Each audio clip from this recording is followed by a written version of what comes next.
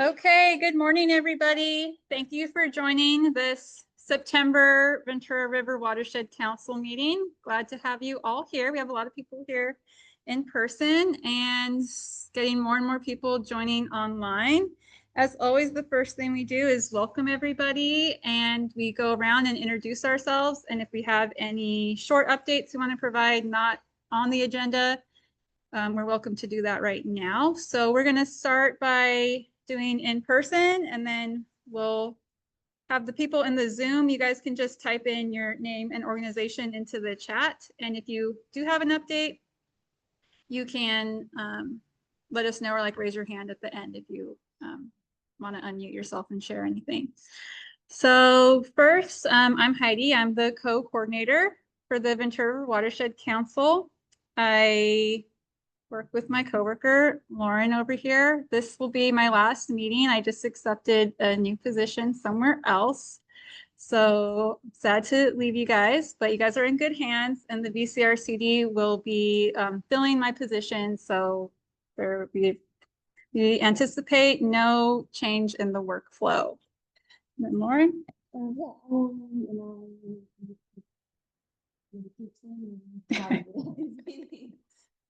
And then I'll move the camera so it can, the people over Zoom can see you guys.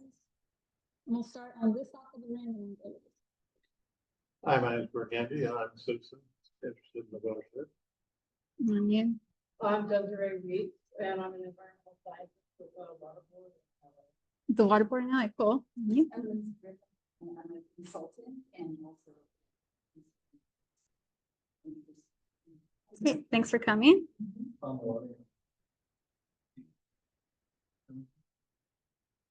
Jason Blackman, the land steward at.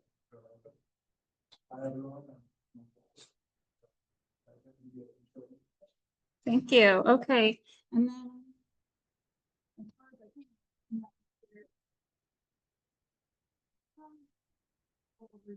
I'm having trouble hearing.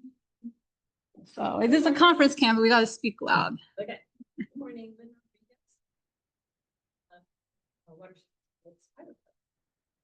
Martin Schenker, Restoration Field Manager with Ojai Valley. Brad Walker, Grants Manager, Ojai Valley Services. And GPO, citizen for the river. Laura Schellenberger, also a project manager on the Watershed Resiliency project. Brian Brennan, Cedars Municipal Water Director. Bruce Kugler, Ventura Water Director. I'm a server for water. Hi, Ventura Government Director of South Carolina Administration. I do have an update I wanted to share with the group if I can. Yeah, of course. Do you want to come closer to the microphone? I just wanted to share today to talk a little bit about that we're involved in the watershed. For many years, we got to about a month ago, we were planning to implement the fish passage project at the watershed. I'm happy to say that as of yesterday, all four of the barriers have now been removed. The process of working towards the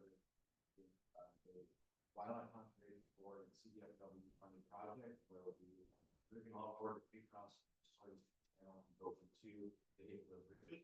Part of that, we can grab some time there. So if everything goes well by the end of the year, I've completed. We're working with OPLC. They've been growing our plants out there. They've had their team go out there last year to see if they got work in the nursery. Hoping to get them back, do some of the planting out there with us too in the next few months when the weather gets a little bit cooler. So yeah. I just wanted to share that with the group, and maybe there's an opportunity to give back some additional information with the group with photos to see how it's going to carry out. Thank you. We would love that. So thank you. Can I have your name, the organization again? Mauricio Gomez, remote, South Coast Habitat. Thank you. Yeah. And then Lauren, do you want to share what people put in the chat? Okay.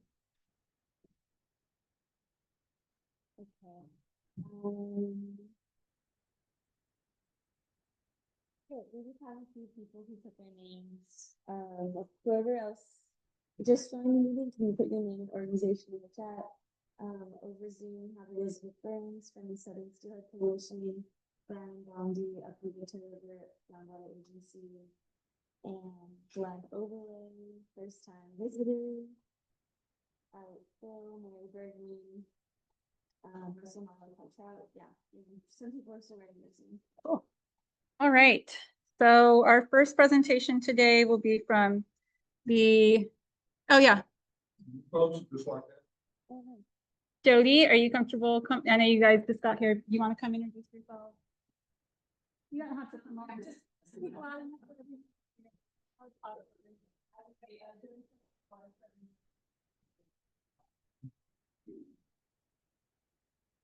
Hi, I'm Lee Sherman, I'm across the street, long time occasional. Thank you for coming today. Okay. So our first presentation today is going to be from OVLC. Bhavon couldn't make it today, but she sent other people in her stead. So give me a second to share your guys' presentation. It's one of these. Where is it?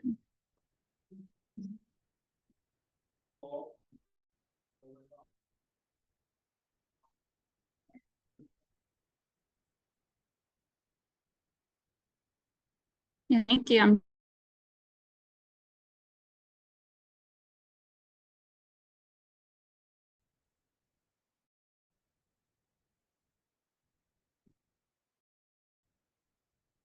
processing. Okay.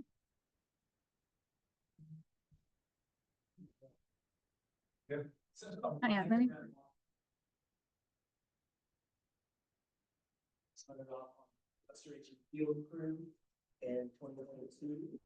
And then took on more responsibility on the office reporting on specifically the grants for restoration, habitat restoration.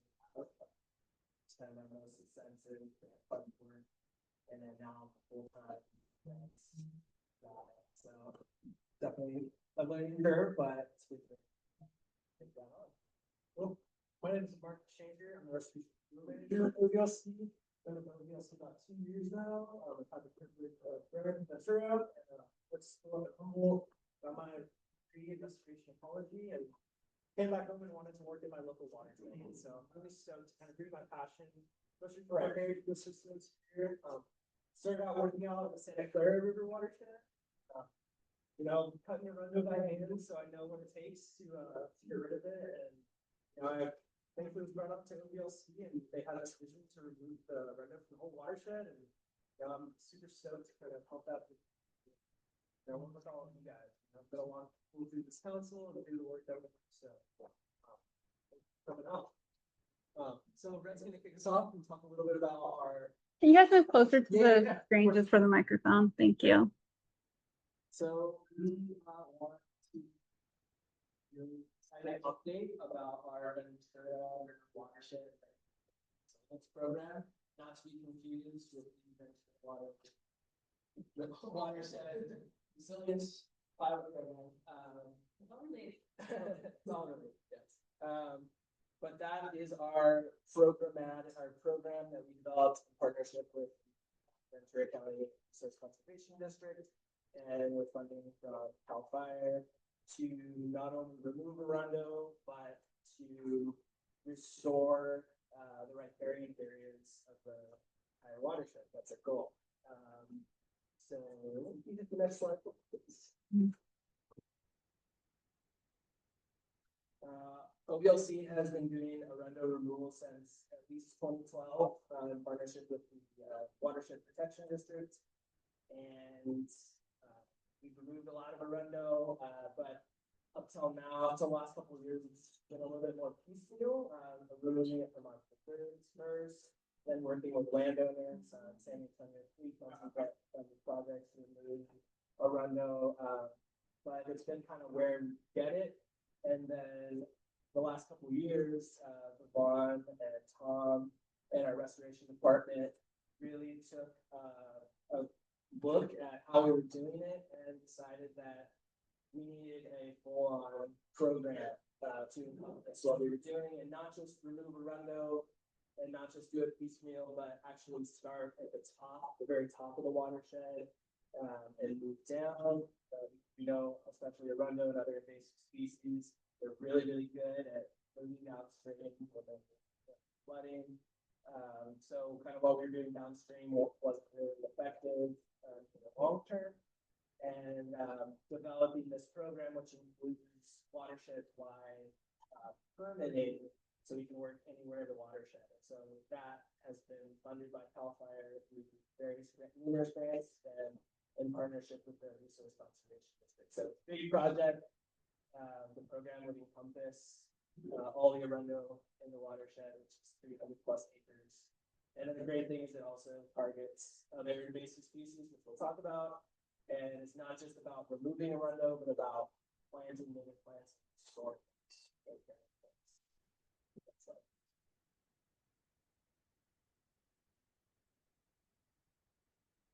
Like we said, it's a programmatic strategy, taking a programmatic approach. So what we were able to do with previous funding is map all the arundo of the watershed, using drones, identifying the landowners, the parcels, and figure out a plan to move downstream. Like, you want to take over, kind of talking about the programmatic approach?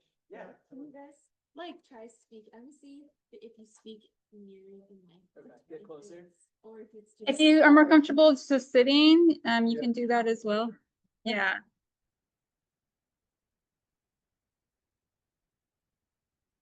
Just wanna, I don't know if it's like the computer or if it's the microphone or the conference camera that's not really working. How do you want this to do? Okay. You see it. It doesn't look awkward. You guys look fine. Yeah. So yeah, building this program approach is really exciting for the Ventura River Watershed. If we were small enough watershed that this is feasible, there's a lot of other watersheds that are battling the rundo throughout the whole watershed. And they're battling hundreds or maybe thousands of acres. For example, the Santa Clara River watershed, right? And so we're able to take kind of our foundation and what we built with RCD, with CAL FIRE, other partners, and create a model of how this can be done. And not only are we removing this plant, but we're also experimenting with the ways to, create autogenic processes or processes that take care of themselves, right? So arundo removal is very intensive work, right? And it's the funding is there and we can get it. But the restoration, how do we set up nature for success long term? Like this is what we're also thinking about.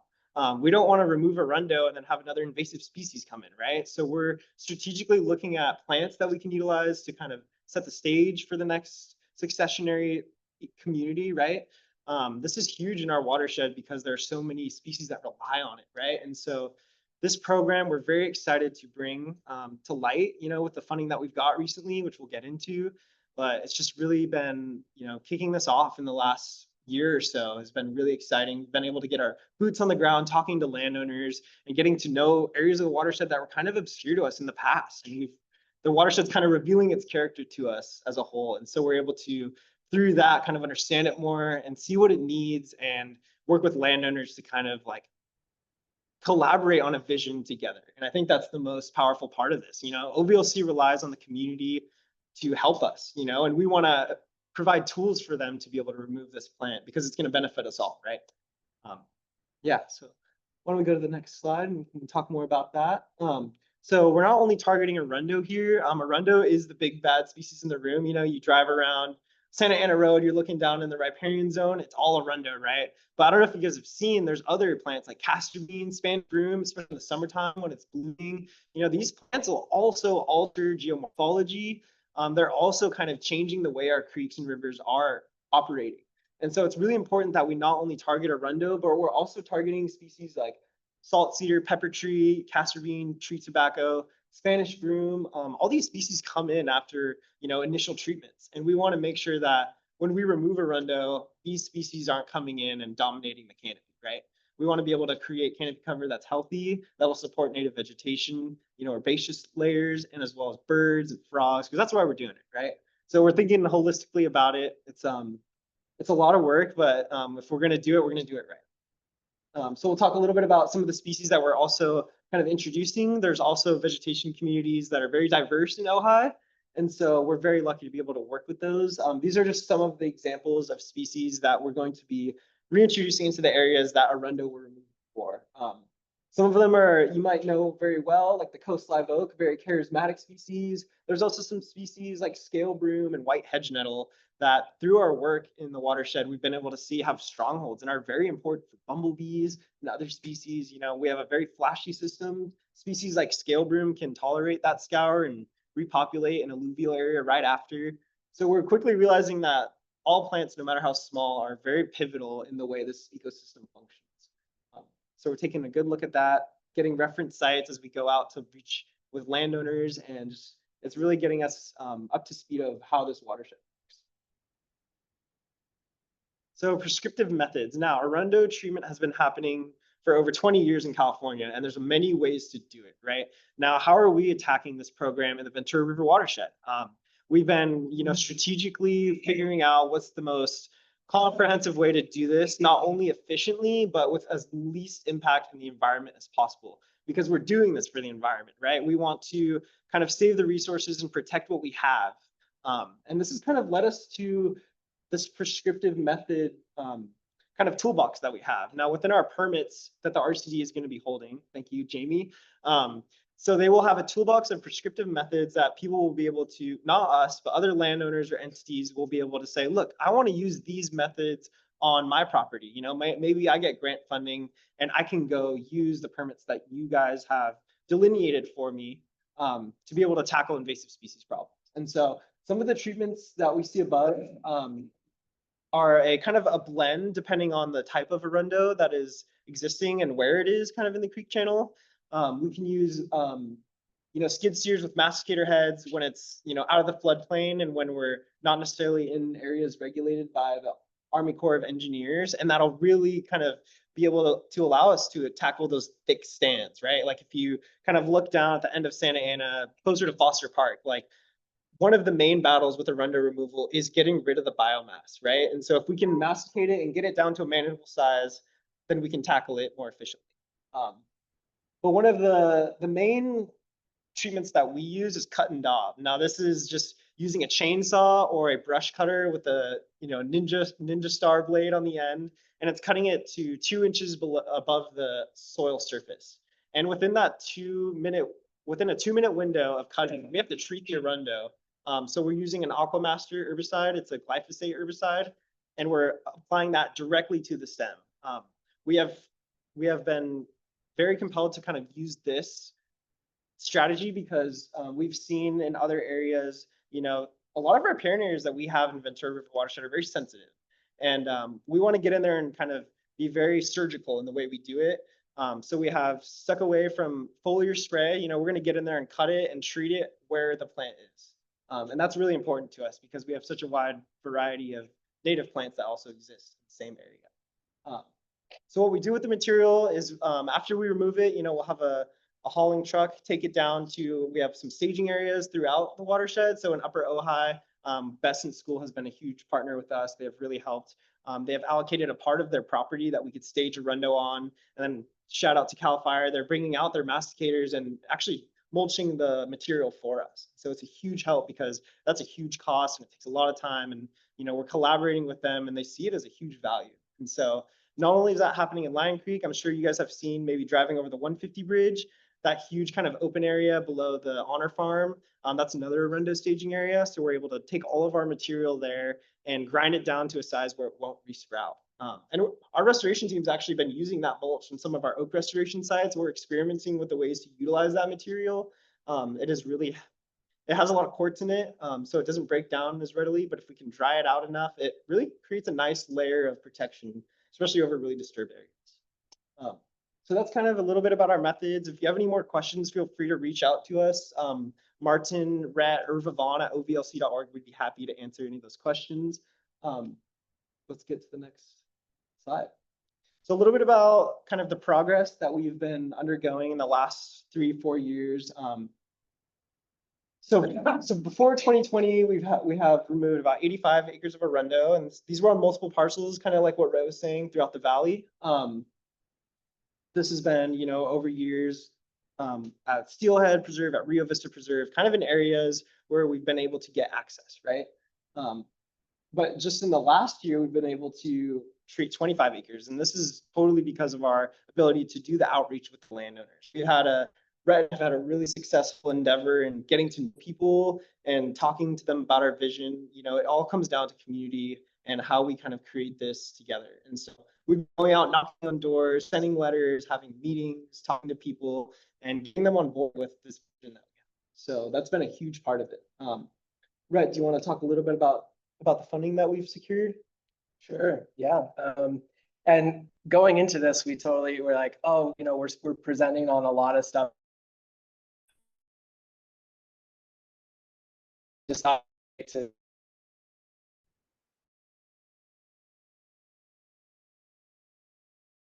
that brought up, Martin, that our goal is that anyone can get permits. So we just want to get word out and explain kind of everything program for that reason.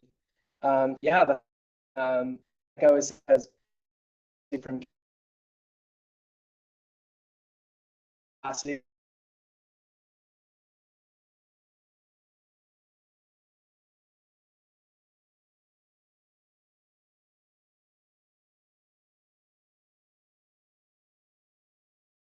An amazing job for us navigating Thank you, all Polly. the permitting process. And then that grant also had some funding for about 10 acres of treatment. And then we received a grant more around the lines of $2 million to expand and do more Arundo treatment, more acreage. And so you can just see like it's been ramping up. And then we have an update on another grant that we got that we'll get to. And as you can see, the permitting has we're really in the home stretch where we'll be able to a statutory exemption for restoration projects, SERP through for CEQA. So that's a watershed wide SERP. So that was a pretty momentous occasion.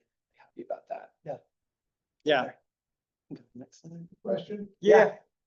Looks like you have more than in place to spend it. Is there a deadline for grants that might expire? Well, oh.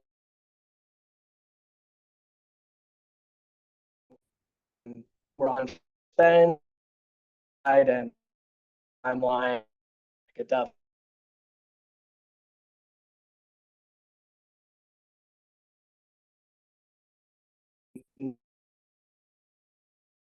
Those numbers include all the way to 2029, and then the grant that we just got goes to 2030. So we've really ramped up in the past, like we've been kind of really focused on the permits, and then doing 10 acres, 20 acres there, 40 acres, but we're really ramping up in the last year. So yeah. And Bruce, we hate spending money, but Yeah. so that's not gonna happen.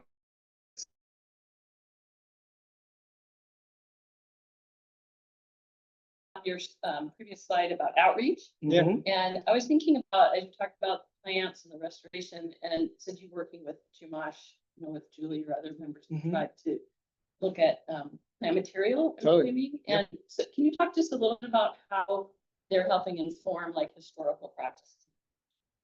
Yeah, totally. Yeah. Yeah, we So can talk about we've been working with Julie. She's been a great help to kind of advise us into what, plants are very culturally important for the Chumash. And that's we've been able to incorporate that within our restoration plans. We're not only do we have prescriptive methods that we're doing for invasive species treatment, but we're going to have a plan that people can tap into that are going to highlight a plant palette, ways of eradicating non-native species that also kind of incorporate sensitive plants and culturally important plants. And so Julie's been great in informing us about, willow trees and elderberries and what plants are going to be really important for us to include in kind of the restoration of the watershed. And thankfully, a lot of them, they're occurring there, and we're utilizing them and growing them already. So it's kind of within the scope of what we're doing, and we're able to help out, a huge cause in those accesses for collecting materials for the Chumash peoples. And so we're really excited to kind of bring a lot of those plant populations back and enhance the vigor of them.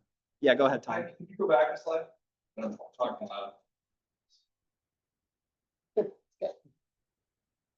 So that third bullet under permitting, we have to give credit to the Wade Crowfoot and the Cutting Green Tape program. Both the STRP, the statutory exemption for restoration projects, and the new bill, AB 1581, really streamlined the process on some otherwise really onerous permits. Randy, to your point about money, the money saved, particularly on the LSA permit, can just go to treating acres.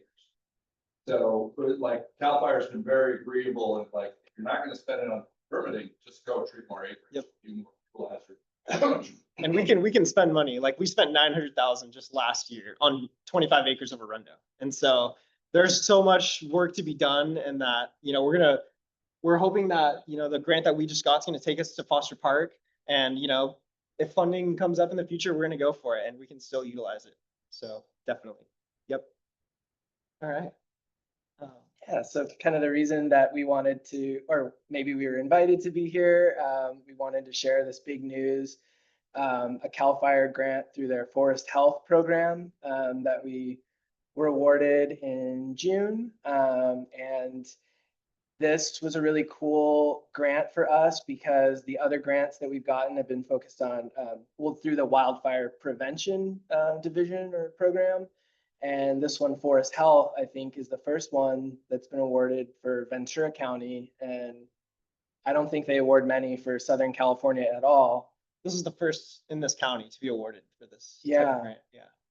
And it's really great. They had a minimum acreage of 800 acres. And so we were able to map out 802 contiguous acres that we're going to treat and restore through Lion Creek, San Antonio Creek, and Ventura River. And the great thing, the really cool thing about this grant is that it's not just about removal of Arundo and invasive species only. There's a whole restoration, reforestation component that is like half the, you know, the other half of the grant. And this goes through 2030. And we just were able to write a really compelling narrative about riparian forest health. And I think a lot of these grants from CAL FIRE in this program are kind of focused more on like Northern California, like timber operations and timber producing forests. And we were able to make the case for the health and importance of riparian forests, especially in Southern California. And this whole idea that we have with this program of turning the riparian areas back into fire breaks rather than liabilities for spreading wildfire through Arundo and other highly flammable invasive species. And so we're really excited about that because it's contiguous acres. It can take us all the way from where we've been working up in Upper Ojai and right at the 150 bridge over Ventura River and up at like the Ojai Valley Inn and around there in San Antonio Creek, and keep going down each of those waterways all the way to Foster Park. So yeah, you can go to the next slide. Thank you. This is just a little bit about the difference between forest health and wildfire prevention grants. So number one bullet under forest health is restoration, and reforestation is the second, and ecological processes. So we were really excited to write kind of a different style of grant and take the program to the next level. And this is a map. For the Forest Health Grant, they wanted us to break the work into these sections, these treatment areas. So we're going to work from area 1, which is all of Lion Creek. And shout out to Mary Bergen. I think Mary's on the call, and she's been such a wonderful, supportive landowner, and we're going to be able to do so much great work. Yeah. So we're really excited. And yeah, do you want to add anything else about the map or? Yeah, totally. So, so the way the grant works is we're not doing all this in one year. We kind of are doing the initial treatments up in the upper watershed in the first couple of years. And as we get those sites more under control, we're going to start doing initial treatments lower in the watershed while we're still, having our early detection rapid response program, make sure that the sites we have treated before aren't becoming reinfested. And so because of the kind of the girth of the Arundel in the watershed, we have to really tackle it, from the top down, using the initial treatments and giving those time to really get those under control before we keep going downstream. So, yeah. Yes. Martin, it's like a 70% reduction in effort and cost in retreat, right? Yep. After initial. So initial super costly, Yep. lots of hauling, lots of life safe, and then it really drops off radically after that. Right? Exactly. Yeah. Well said, Tom. Yep. Is there a hope that that after all of this and maybe additional grants you get, it's gone? Yeah. That's the goal. Run the free watershed. Run the free- Be gone. Yep. That's awesome. And it's possible in the Ventura River watershed. We can really achieve this. Yeah. And soon. Like, it's really doable. By 2030. Hopefully. Yep. Well, to Foster Park. Yeah. And And then it's Dan's problem. Yeah. So yeah, we kind of touched on this a little bit already. So this is kind of breaking up the different grants we have and the amount of acreage that we're treating. Just to add on, I think the one piece we didn't touch about here was the fisheries restoration grant program. Just a quick little highlight. We've been working with the landowner below the Santa Ana Bridge, who's been a really great help to us. And we're able to identify a really cool seep that cuts through the eastern floodplain of the Ventura River. And it kind of, there's a lot of through flow that happens there as well. So there's this really nice kind of, it's not the main channel of the Ventura River, but it's a really nice kind of off-channel habitat where we're restoring it. We're removing a lot of Arundo there and planting native hardwood species in the hopes that when we have these big floods, salmonids and other fish species will kind of come up to this eastern section of the floodplain for refuge as they're making their way upstream. Yeah. So as you can see, like we talked about the ramping up, just in this upcoming season, we're looking to do 55 acres of not just land, but that's 55 acres of Pure Arundo. Pure Pure Arundo. Yeah, so it's a big job, and we've been spending all summer reaching out to landowners and planning. Martin's been planning how to do it. Okay, and a little bit about the active restoration. So this is something that, restoration in terms of riparian areas, a lot of it's passive. Like there's a lot of native species that can recruit naturally, but when the hydrologic processes are so altered, like there's a challenge for these species to get established, especially with competition of non-native plants. So what we're doing is we're increasing the vigor of these native plants that can establish. For example, there's a couple of vegetation communities that we've outlined: arroyo willow thickets, western Union sycamore and coast live oak riparian woodlands. We have a few black cottonwood forests and woodlands, some black walnut groves, and scale broom scrub. These are kind of like the characteristic vegetation communities around the Ojai area. And what we really like to focus on is succession and autogenic restoration. So I love this word autogenic because it's kind of a way to kickstart nature into healing itself.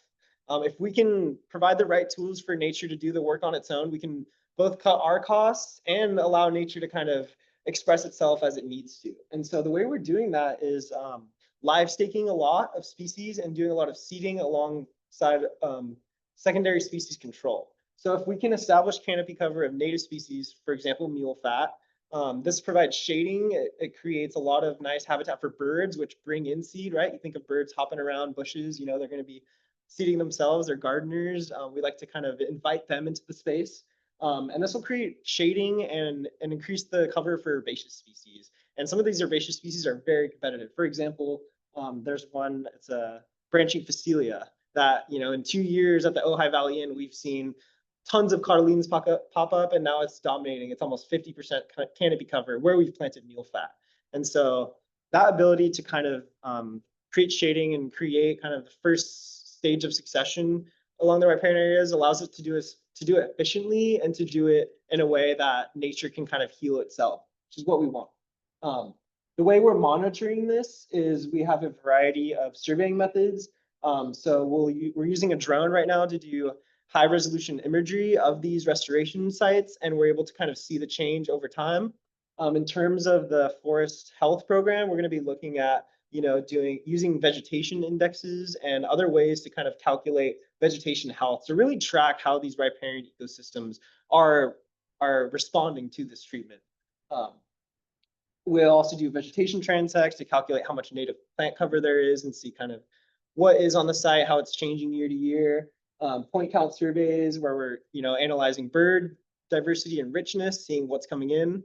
And then we have coverboard surveys, we're looking at amphibians. And we're also, what we've been doing is habitat suitability analyses for species like red-legged frog along San Antonio Creek. So we're able to, look at different areas of the riparian zone, how much leaf litter there is, how much cover there is, how much suitable habitat there is for species like the red-legged frog, and how the arundo removal is kind of helping that process go through time. So that's just kind of like a quick intro to how yeah, go ahead.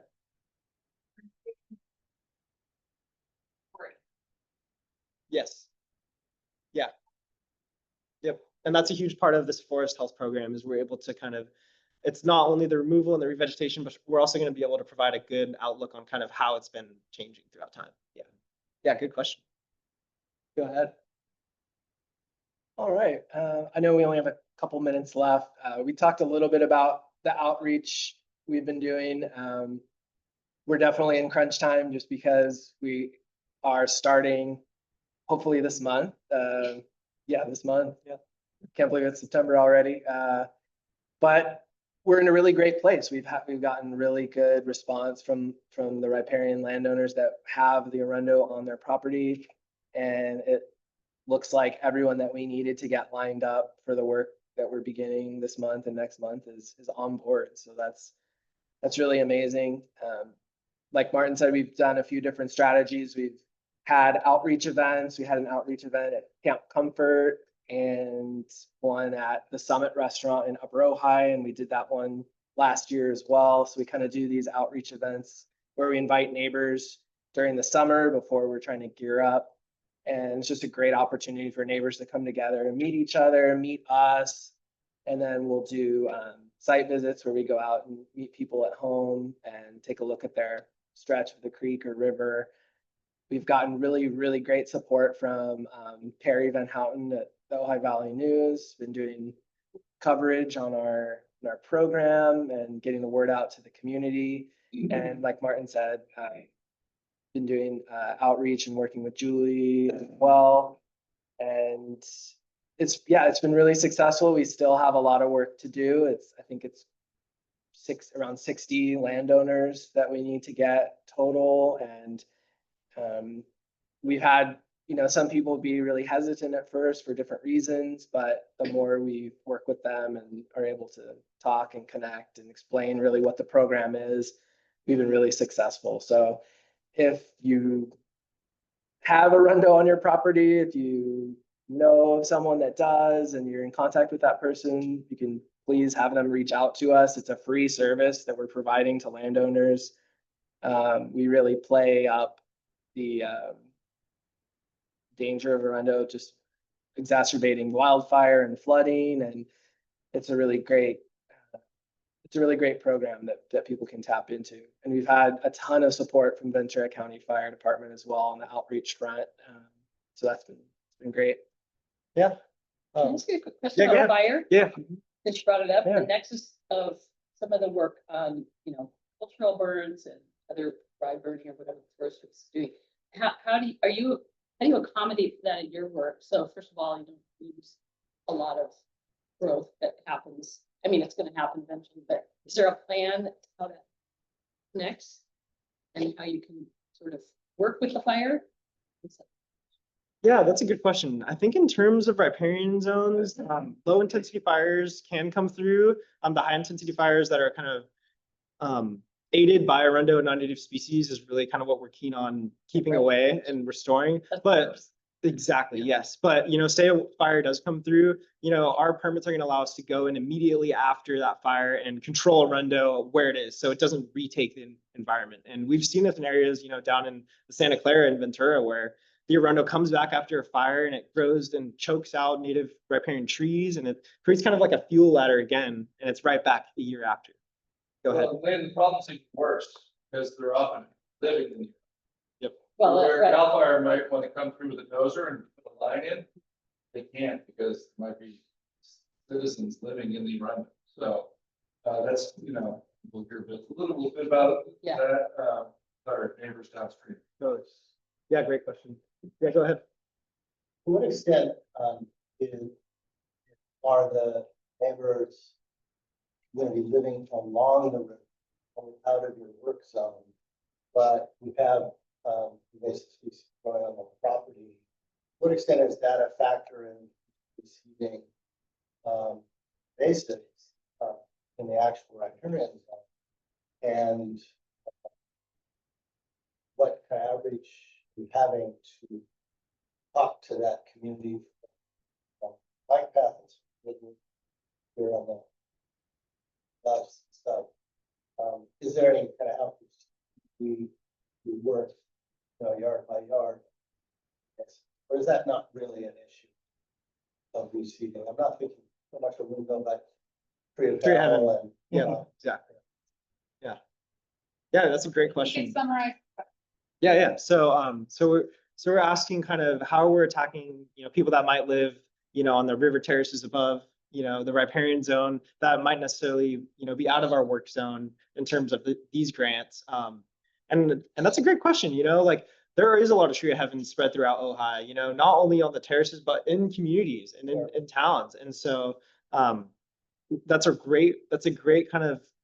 You're posing the question as to like, how are we getting rid of this in the watershed? You know, the main way these species moves are in waterways. And if we can kind of attack the source of them upstream and at least stop their spread in the meantime, you know, we'll get a handle on them and then we can address those kind of smaller areas and communities, you know, down the line. You know, maybe it's working with CAL FIRE to get another grant where we can remove maybe eucalyptus or tree of heaven. And doing that outreach in terms of that, like, it's been great because we've been able to meet community members that are living in small structures, you know, small communities like along Santa Ana and around the bike path.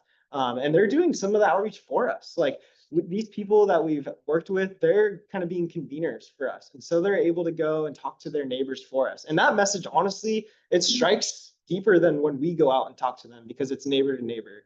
And so we're really stoked that our vision for the watershed's reciprocated and that people, you know, like yourself, it sounds like you're really passionate about this. They're taking this and talking to their neighbors about it and thinking about it more holistically. So who's the point person? Want to come? totally. I mean, reach out to us and we can coordinate something like that. Either rat@ovlc.org, myself, Martin@ovlc.org. Yeah, we'd be more than happy to work with you. And I know we're over time. I just would say, I think that's really, your question really goes to the intersection with our Rewild Ojai program. So that's a program where we're really focused on taking restoration, not just on our preserves, but really reaching out to homeowners and landowners and branch managers and figuring out how we can provide the resources. Our Rewild Ojai part of our website has just tons of resources for people to identify non-native species, learn what they can plant. We have planting plans with all kinds of resources. We're growing the plants in our nursery. So I think, yeah, we have this whole other wing of the organization working on trying to get people involved. Maybe they're outside of this program, but there's definitely that. So check that out as well. Thank you. Yeah. So they will be around during the break. Yeah. Thank you, everyone. Feel free to reach out at any point with any questions, anytime. And Lauren, can you put their contact? Yeah.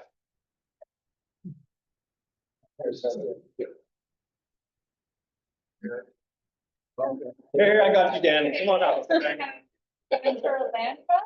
All right, I'll go sit with Also have a Tom. lot of- Hey, that was really awesome. Thank you. Oh, beat me to it. You're too helpful.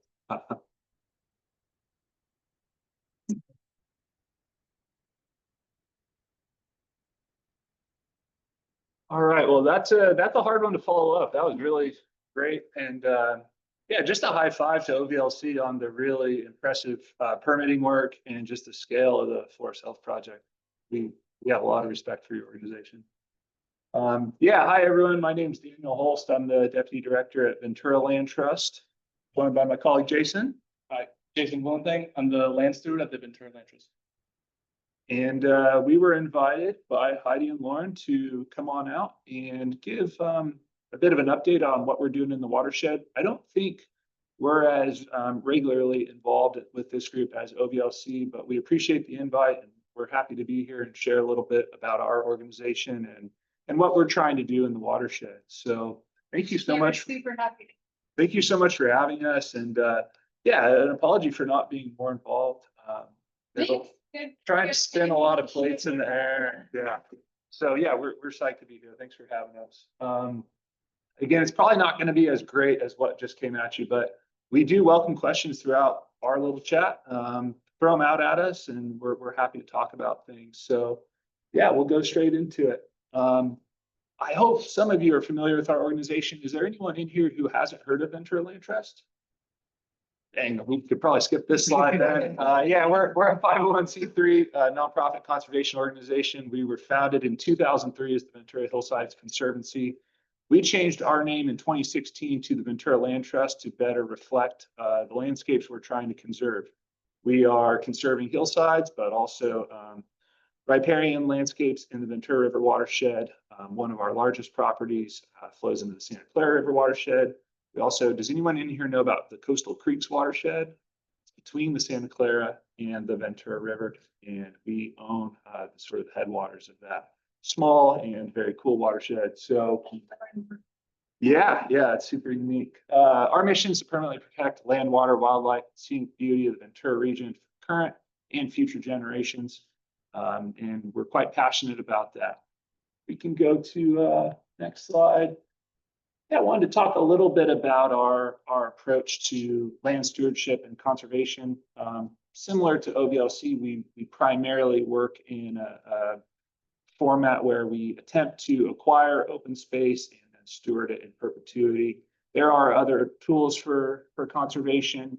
We have dabbled a little bit in conservation easements. However, we're still a little bit young as a land trust. We're 22 years old, 23 years old. But I do think there are more conservation easement projects coming down the line for us. But primarily of the 3,800 acres that we have protected, most of that is fee title. So we own that land and we steward that. We're a science-based organization. I would like to call that out. We're attempting to steward our land, most up-to-date scientific input. We have a fantastic conservation director. Would like to give a shout out to Laura Pavlisak, who leads our conservation efforts and really can speak very eloquently about our efforts to restore various habitats across our properties. I have preservation and recreation at the top of this slide. That's an interesting component of our work. We choose to provide public access on several of our properties. And that's a really tricky balance, as other folks in the room who are land managers might know. Sometimes providing public access on conservation parcels can be in conflict with the work that we're trying to do. And I think it's important to call that out and recognize that we're really passionate about connecting our community to open space. We think that makes our community more healthy and just experience maybe a better quality of life. But it also can be in conflict with our goals. When you introduce humans to sensitive habitats, there are certainly impacts. And so monitoring and analyzing those impacts and trying to best conserve these landscapes that we're standing up for while allowing the public out there is a big part of our job and something that we're constantly working to thread the needle on. So I did want to mention that. Yeah, we've got 3,877 acres of protected landscape in Ventura County. This mostly contained across two larger properties, Harmon Canyon Preserve. Has anyone been there? A couple of folks. Okay, you could call that our flagship preserve. 2,123 acres. We've got about 12 or so miles of single track trail there. We purchased that property in 2020. Due to the grant funding mechanisms there, we had to open it the same day that we closed escrow, which was a really tricky situation. But we've learned a lot about managing people, and we call this this is an urban nature preserve. It's right next to a lot of people. It's got a lot of visitation going on out there. We average about 100,000 visits a year. So people are showing the demand for access to open space. And we feel a sense of responsibility to really to manage that access in a way that does as little harm to the landscape and the ecology there as possible. So again, this is a little bit more, we're not as quite in the weeds as Martin was, but we're going to do a high level. Yeah, literally. We're going to do some overview of our operations in the Ventura River Watershed. So we've got about 30 acres. We're a relatively small landowner in the lower watershed at the moment. We have a interest area that's south of Foster Park, and we're a partner organization to OVLC. So we're working hand in hand with them on quite a few projects in the watershed. This probably isn't great visual back there, but across those 3 properties, Big Rock Preserve, that's just south of Foster Park. That's about 20 acres. This is a publicly accessible preserve, so folks can go there to experience some riparian forest and access water. As many of you know, Foster Park has been intermittently closed since COVID for a variety of reasons. That has really caused visitation to skyrocket at Big Rock. So we are trying to manage that effectively and to share ideas and concepts about what responsible access to a watercourse looks like. Big Rock is a nature preserve, whereas Foster Park is a park. The amenities that we provide to visitors are different across those 2 properties. So trying to educate and engage with the community out there has been an effort for us for the last few years. Again, Big Rock's about 20 acres. That's up here. We have a small property on Kenyatta Larga Road. We own part of the Kenyatta Larga Creek. It's near the 33. This is called the Hayden Preserve. And yeah, I guess I have a slide about that. Don't need to go straight into it. But 2 properties up near Foster Park, 1 property down by the estuary. We can go into the next slide here. Yeah, Hayden Teaching Preserve. Didn't want to talk about this. This is a small preserve on Kenyatta Larga Road, just over 2 acres. It's a private preserve. So this is an example of a property where it isn't open to the public, but we do carry out a lot of public programming there, mostly with students. So some of you may be familiar with Ventura Wild. This is an outdoor education program that Ventura is now part of Ventura Land Trust. We came together around 2020. So Ventura Wild carries out a lot of programming for young kids, kindergarten, pre-K up through about 5th grade on this property. And it's a pretty cool sort of outdoor classroom for them. Martin probably remembers during his internship with BLT, we did a lot of invasive plant removal out here. We've got some photos here. This is the Ventura High School AP Science class doing some active restoration, getting some plants in the ground. This is also a really popular property with birders. There's a lot of bird activity in the Kenyatta Larga area, and folks love to come and take a look. Great horned owls, barn owls, roadrunners. There's certainly people out there looking for condors. What was the one a couple weeks ago? Was it a kite, I think, that was going on? Yeah, there was a kite right by me. I know, because you told me about it. So anyhow, Hayden is a small preserve, not publicly accessible, but we are carrying out a lot of programming there. We'll go on to the next slide here. Willoughby Preserve. Jason's going to really get into Willoughby in the second half of the presentation and the work that we've done there since our acquisition in 2012. But this is an 8-acre property that sits between the Main Street Bridge and the 101. We'll go one more slide.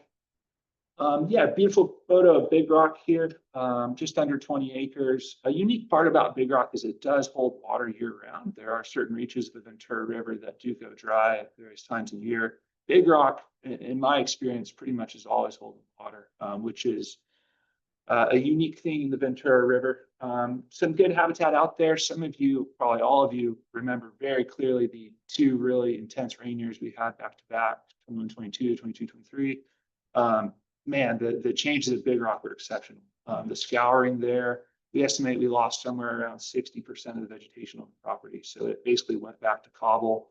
The primary stem of the river moved west on a big portion of the property. And it was really incredible just to observe and witness the dynamic nature of the habitat there and watch the recovery. Tom? Yeah, I just want to add that one element of the overall watershed environment program that you guys are part of will allow early detection of rapid response. So when we have those scour events, we can stay ahead of new stands at the Rondo as it starts to come in. So up and down from Emmawood all the way to the top of the water.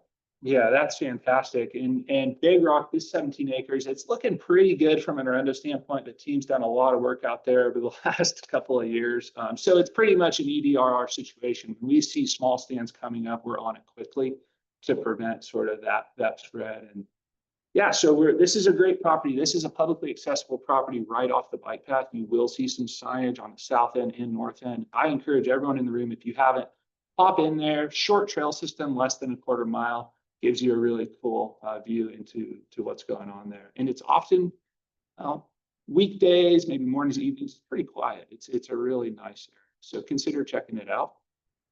I'm going to kick it over to Jason now to talk about our Ventura River TMDL project. Yeah, so as a land steward, my main project, or one of my main projects, is the Ventura River TMDL. So basically, just to give like an overview, Ventura River TMDL basically stands for the Ventura River Estuary Trash Total Maximum Data. So what this project is, it's basically a project implemented by the Regional Water Quality Control Board of the Los Angeles region. And that project was basically implemented to kind of remove any trash that was in the Ventura River Estuary. This project initially was created in around 2007, and it wasn't until about 2014 when the Ventura Hillsides Conservancy, which Dan mentioned was the parent org to Ventura Land Trust, came into an agreement with the County of Ventura and some of the surrounding landowners to kind of take over all the trash monitoring and collection efforts and coordinating volunteer events to clean up all the trash. That was in January 6th, 2014. So since the creation of this project, we've gone through a lot of alterations to kind of mirror the monitoring approach to kind of the main sources of trash that kind of put trash into the Ventura River estuary system. What we discovered was that the main sources of trash, primary source, happens to be the large unhoused population that takes residence in the area. And that was a much bigger problem early on when the Arendo was huge and people could hide in it. So basically, the approach that we've been taking since we started was we go on weekly patrols throughout the area, kind of following the path on this map. It's kind of hard to see, and it's really kind of just a rough estimate of the path that we follow. We do weekly patrols down there, kind of monitoring any trash that we find, and the path that we follow is very flexible and variable, kind of depending on the kind of what's accessible. Because, as I mentioned, with the huge deluges of rainwater like the past couple of years, the kind of field has changed a lot. The stream systems moved, and it's kind of cut off access to certain areas, made more areas more accessible to us. So this path gives us flexibility to kind of go where we need to go in order to kind of see where trash is. It also gives us the flexibility to kind of, if we see more human signs of human activity, such as like trails or more trash or disturbances in foliage, we're able to kind of break off and kind of follow those paths to see if there's anything there.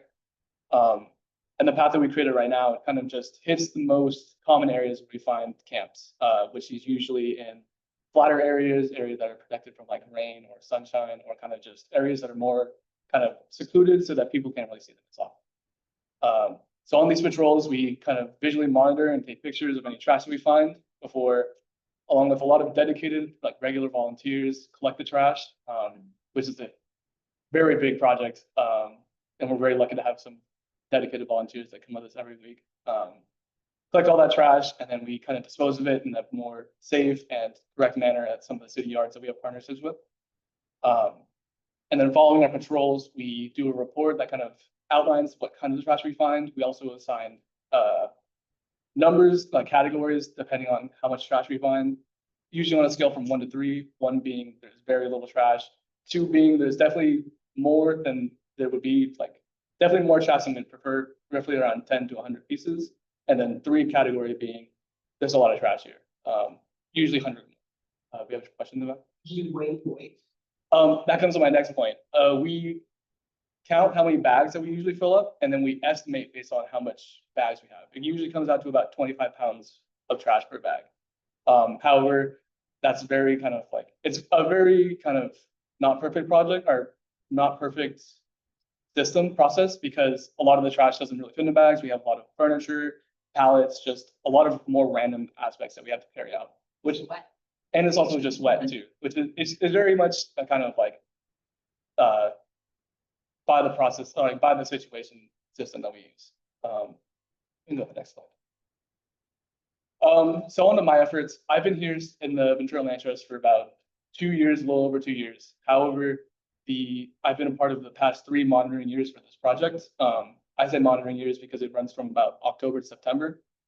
And that's when we kind of do our full year analysis of like the amount of patrols, the amount of trash we find, and we kind of report out to all our property, or to all our partners with this project.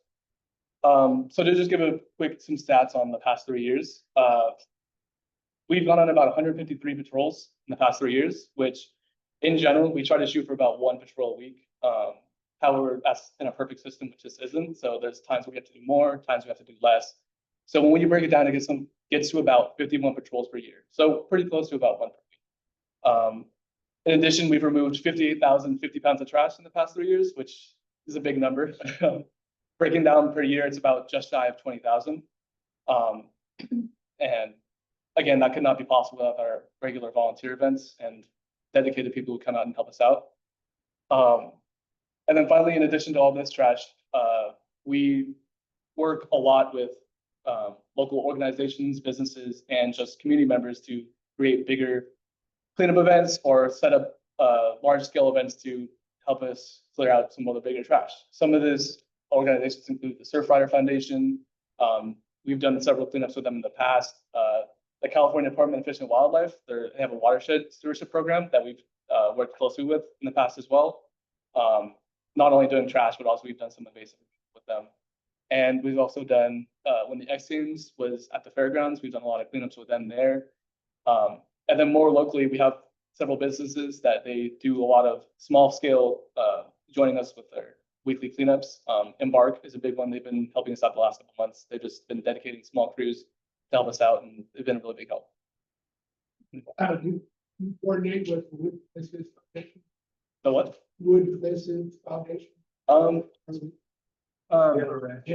Yeah, our responsibility area doesn't cover any of the land that they own. So there's certainly coordination. They employ a trash collection and monitoring entity. So we coordinate with them, but we don't collect or monitor on them. RA Atmore. You haven't mentioned people. So what role in these organizations are not homeless organizations? So what's your protocol as you encounter? Yeah, totally. Can you summarize the question? Yeah, of course. So a big problem, or a big aspect of this project is there's a huge unhoused population down there. And the question was brought up how, because none of the organizations we've talked about were really in that field house. So what is our protocol to deal with them? So basically on a weekly basis, I'm usually the one that kind of interfaces with anyone we find. I try to make contact, talk to them about where they're at. But in the end, a lot of the times we find them on private property. And there's very few resources that we have to offer them. I do what we can. We have several notices that have some resources on the bottom that we give to them. I've also worked closely with, I believe it's the Housing Administration or Housing Authority. And we've worked with a couple of different entities on that end with like therapists and that kind of thing to try and get them out to kind of talk to some of the people. But in the end, the process is I give them as much time as I can. I try not to kind of take anything that I have. I tell them that we need them to move, and a lot of them are amenable. They know that this is a very sensitive ecosystem, and they understand that really it's private property and they can't really be there. However, I believe, go to the next slide. Well, I'll talk about it. We also do have to work closely with the Ventura Police Department on certain occasions, just to kind of get them out there and kind of have more leverage to kind of talk to them, get them understand the situation. I might add a couple of things to that too. Prior to Jason, I was in the river for 5 years. So I started down there in 2016 and I learned a lot about the people dynamic of it really quickly. We started primarily with the Ventura County Social Worker Project. We would basically send the geolocation of the camps to social workers and try to get them into the camps, typically with law enforcement as well. And so I started that in the late 2010s and learned pretty quickly also that one of the primary issues for folks that are down there is many of them have no identification. And so that's a major barrier for them to get involved with social services. And so back then, I was desperately trying to kind of solve that. And so I was working with some folks in the lower river to try to help them get IDs. That was a big part of it. Even going as far as to have some of their documentation mailed to my house because they have no mailing address, so they can't get that. I'm speaking personally here, what we found over the years is that there are certainly some folks in the lower Ventura River that want to move out of the river, and they are frequently more open to receiving services and working with typically county folks. But there is a subset of them that really maybe have no inclination to want to move out of the river. And that is a more challenging group to try and work collaboratively with. And so frequently that's where we have to partner with Ventura Police Department to ask them to remove their belongings from. But I do want to give a shout out to the county social workers. They're pretty effective in the lower river. Do they end up just moving kind of around off of your property? That's the brass tacks. Bouncing around. If we want to be Right? honest with ourselves, Yeah, we're moving them around. Okay. We're I just wanted to be clear. very rarely getting them into a shelter. At Parkway, the city does it. Push the park area. Yeah. Push back. Sometimes they're all the way up to Rio Vista, sometimes back to you guys. It's disappointing to see. And post-COVID, we took a bit of a stronger edge on what we allowed to happen on our property. And what we witnessed then is that, sure, there's no one camping between the Main Street Bridge and the estuary, but walk north from the Main Street Bridge and the situation's changed radically on the ground. There's camps everywhere. So, right, because they were on our property. Yeah. And so that doesn't feel great, especially as a conservation organization. It's a really thorny issue down there. Yeah, we're not solving things down there. And I think we're getting a bit sidetracked, Jason. I don't want to hijack this, but we're in a difficult position down there as a conservation organization. Our mission is not to provide social services, but we end up being that provider to many folks down there. And so that's a complex topic, but that's a quick take. Maybe moving off the specifics of homelessness and housing. How do your efforts fit into an overall the trash TNBL? Because there's some origination there, but there's a lot of trash that's coming downstream. Do you have a sense from maybe the water board? My perspective, well, I'll share a quick perspective on that is that I would say 90+% of the trash we collect in the lower Ventura River is not the point source is not the river. It's people. It's the vast majority. So Plastic. right, that's pretty limited, and it's mostly contained to storm events. Right, and then it's flushing off to the straight out in the point. Yep. So that's my perspective on that. I'm not sure if water board has any. I've been working at the water for 1 month. Okay. Sure. Actually working that right now on trash. Yeah, we'd love to talk. Conservation is like the passion. Capitalism and the conflicting issues we have. It feels weak. If you want to get boots on the ground in the lower river, please contact us. We're happy to get you out there and kind of show you what our approach has been, and we're open to input on how to improve what we're doing out there. Yeah, okay, cool. We'll talk. So, sorry, Jason. No, it's a good question. Great question. I'm Sandy Harrison. I work with I run the program for that addresses places. So basically, so Ventura River, Ventura River. And one of the things that I want to do is I want to incorporate because we have no system. And so, things have changed with how the state treats the unhoused. So now we can actually do more enforcement than we're getting to. So there are things that are changing. But the biggest reason I'm here is because I want to partner up with having the piece of the restoration incorporated into that, so that to make it, I don't want to say impossible, but yeah, for people to connect. And yeah, people who bounce around. Our protocol extends to, it's a multi-agency process, right? So we have law enforcement, and we have the James Boyce Group, so back then, so we could go help, we have all that. It's kind of like, so we are everywhere, every day, and we do multiple things. So I wanted to connect to you guys, and I also want to reach out to the center. Because that is going to be something you like on it and bring to light a lot of the reasons why we it's what to say about it. So I think sometimes topic forget. You know what the important thing is, so I think circling back to that. Yeah, 100%. Let's exchange cards. We're here for that, and we're happy to anything that we can be doing better to address the unhoused population on properties. We're happy to partner.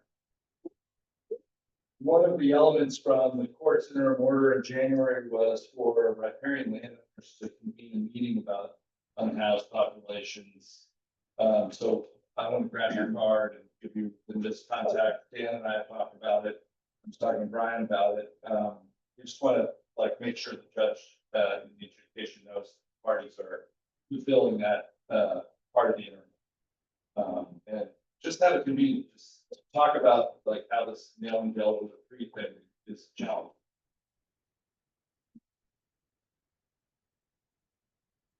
Okay, well, I just wanted to give more kind of an idea. I don't know how well you can see these pictures, but these are just some of those things that we encounter down in the Ventura River. We can see there's different shacks that are made out of driftwood or arundo canes, or even sometimes pallets, and people bring down nails and other things to kind of make the structures more permanent. We can see it's a huge pole just sticking out of the ground. People dig those 2 or 3 feet in the ground, so it's almost impossible to get them out. And then just some of the more intricate or more intense cleanup projects we've had. We have these huge trucks full of trash that you have multiple loads of them just ferrying back to and from trash dump sites. So it's a huge effort that goes into it that we couldn't have done without volunteers, local organizations, that kind of stuff. And then finally, what's next? We're planning on continuing just with our weekly cleanups every Wednesday from 8:30 to about 10:30. I'm down there with our volunteers. Well, I have a question, just thinking moving forward and just general, this is an ongoing program. It seems like there is no end necessarily. There's no permanent fix, right? So what's the just so there's off the top of your head, what's the amount that's spent by the TNDL parties for your work, on an annual or 5-year basis? What's the amount that's spent of public money towards this program? It's right around $60,000. So that's the TNDL parties. Are they all public agencies? Yeah. I'm trying to remember. Mostly. Yeah, mostly. So that's 60,000 of local money. Correct. Just putting thinking about that. Yeah. Towards this program every year. Right. And that's really for the data collection and physical trash collection. And you're saying most of the trash from your observation is from direct input into the river, not from storm drains or up the watershed flowing. That's Except correct. of course, I guess immediate storm events. Sure. You're getting washed down. Yeah, it's a small percent. It's cans. Most of them, yes. And then, so just what's next for us? Any question? Have there been any soil, water samples taken up? Soil, not as much. Water, there's pretty extensive water quality data, both from Santa Barbara Channel Keeper and Ventura County Certified. Awesome. And also just say from the county, from the algae CMDL monitoring, that's done all. Just saw some data about that. Yep.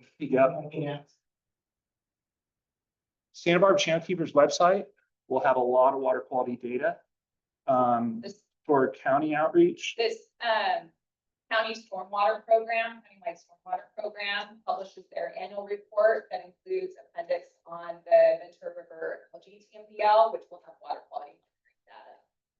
Thank you. What was the name? It's Sarah. The county, Ventura County Stormwater, Watershed Protection District. yeah, they have their own website. You can also get it from California Environmental Engagement. Yeah. It's in multiple places. Yeah, just for finishing notes, continue with our weekly patrols every Wednesday from 8:30 to about 10:30. We'll be down there. We're also going to be continuing coordinating with surrounding landowners, BPD, whenever we need to kind of reduce the amount of trash down there. And then just on a non-trash related note, we're also, as we enter fall, kind of going to start, VLT's field staff is going to start gearing towards more invasive species that are kind of on our Ventura River properties, such as Arundo that the Ojai Valley, like Conservancy was talking about earlier. Yeah, I do want to mention too, in the lower river specifically, we would certainly rather spend our staff resources on doing habitat restoration and ensuring that these properties are intact as possible. You know, that's the overall goal, but we've been on the trash collection and homeless program for over a decade, almost 15 years now. And it's, I welcome input from folks who have involvement with this of ways that we can do better. We're certainly trying to do the best that we can on a really tricky issue. So thanks for hearing us out about that. And of course, I'd rather all of our staff time went to really awesome habitat restoration, but there are some pretty pressing priorities down there with regards to trash. Just an update there. That's yeah, sure. Are you all involved in all the kind of credit? We've certainly heard things, but we do not have a direct involvement. I just want to say thank you for doing a job that I don't think any of us, you know, it's not glamorous, very difficult. A lot like a Arundo removal. A lot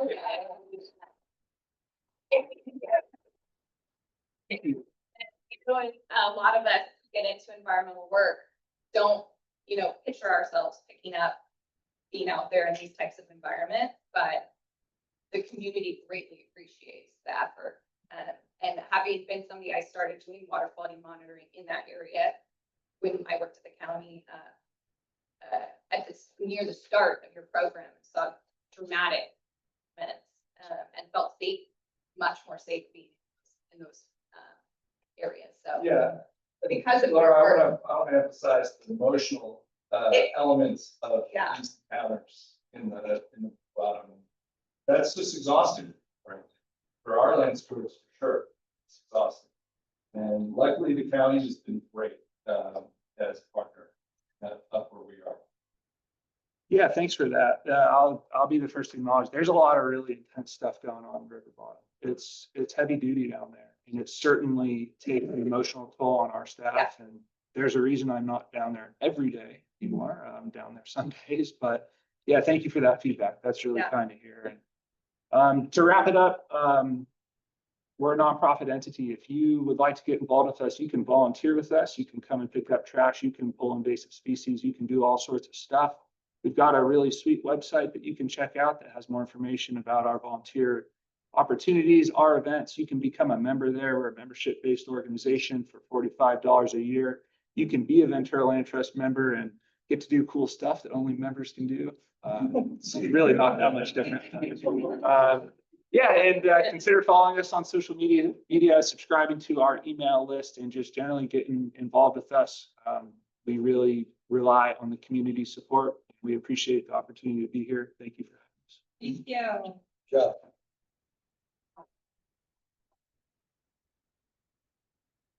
Okay, you guys also got shout outs in the chat for great work from people. So I accidentally gave us like a 40-minute break, but we luckily went a little over with questions. So we're going to reconvene at 10:40. Does that work for you, Lynn? Perfect. 10:40. We have a lot of people here in person, so I want to give everyone a chance to go to the bathroom and everything. So we'll meet again at 10:40. So. Okay, we have taken our break and we are getting back to our seats. We're getting ready for more presentation. I will pull up your presentation. Lynn. Most of that. He's coming.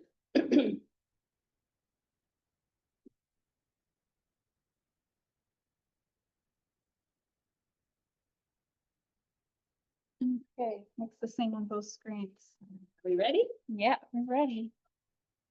Well, Hi, everyone. Thank you to those of you in the room and those of you online that are hanging on for the last hour or so of the meeting and for this conversation. We're excited to kind of give you some updates about what we've been working on. And then at the end of our update on the watershed resilience pilot project, we're going to be turning it over to our consultants to talk about the watershed-wide water budget that they've been working on. So, And are they there? It's just hard for us to see. We get a double checking. Jamil and Elizabeth. Elizabeth, Simon, and You guys Jamil. want to do Okay, well, we have some things to talk about and we want this to be a conversation as well. So we can go until, they're available or fill in the time if they're not there yet.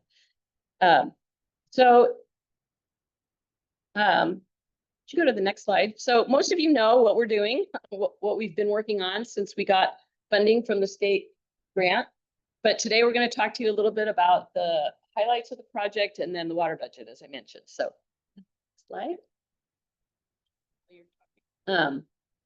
So just as a recap and a review, because it has been a little while since we had a meeting specifically about this. I think the last time we met in person was in February down at City Hall, and then we've had a couple of other meetings, and I think I missed a meeting. But anyway, this is our project with funding from the state, one of 5 pilot regions in California. We are for the south and probably the smallest watershed. We have $2 million to spend in a really short amount of time to do the work that the state would like to see us do. We received $2 million, and we now have until April 30th to complete the grant. So we're getting down to the wire here. The funding was provided to the RCD as the grantee. And then Laura and I are the co-project managers for this project. And let's see, I guess that just pretty much covers. There are 4 other pilot regions, mostly in Northern California, but they are the American River Watershed, the Russian River Watershed, Calaveras River Watershed, and the Pajaro Valley Watershed. So, and then we round out to 5. And the other thing that we're doing in this project is trying to work as much as we can with the other watersheds nearby and have some collaboration with folks like Mo in the Rincon Creek Watershed, Santa Barbara County side, but also with primarily with the Santa Clara watershed, which is obviously much larger, and they have but they have a very strong interest in the work we're doing. Okay, next. And I hope everybody can stay cool. I see people feeding themselves. It is getting warm in here. I'm going to just start off with some things and then we'll kind of trade off back and forth between us on our presentation.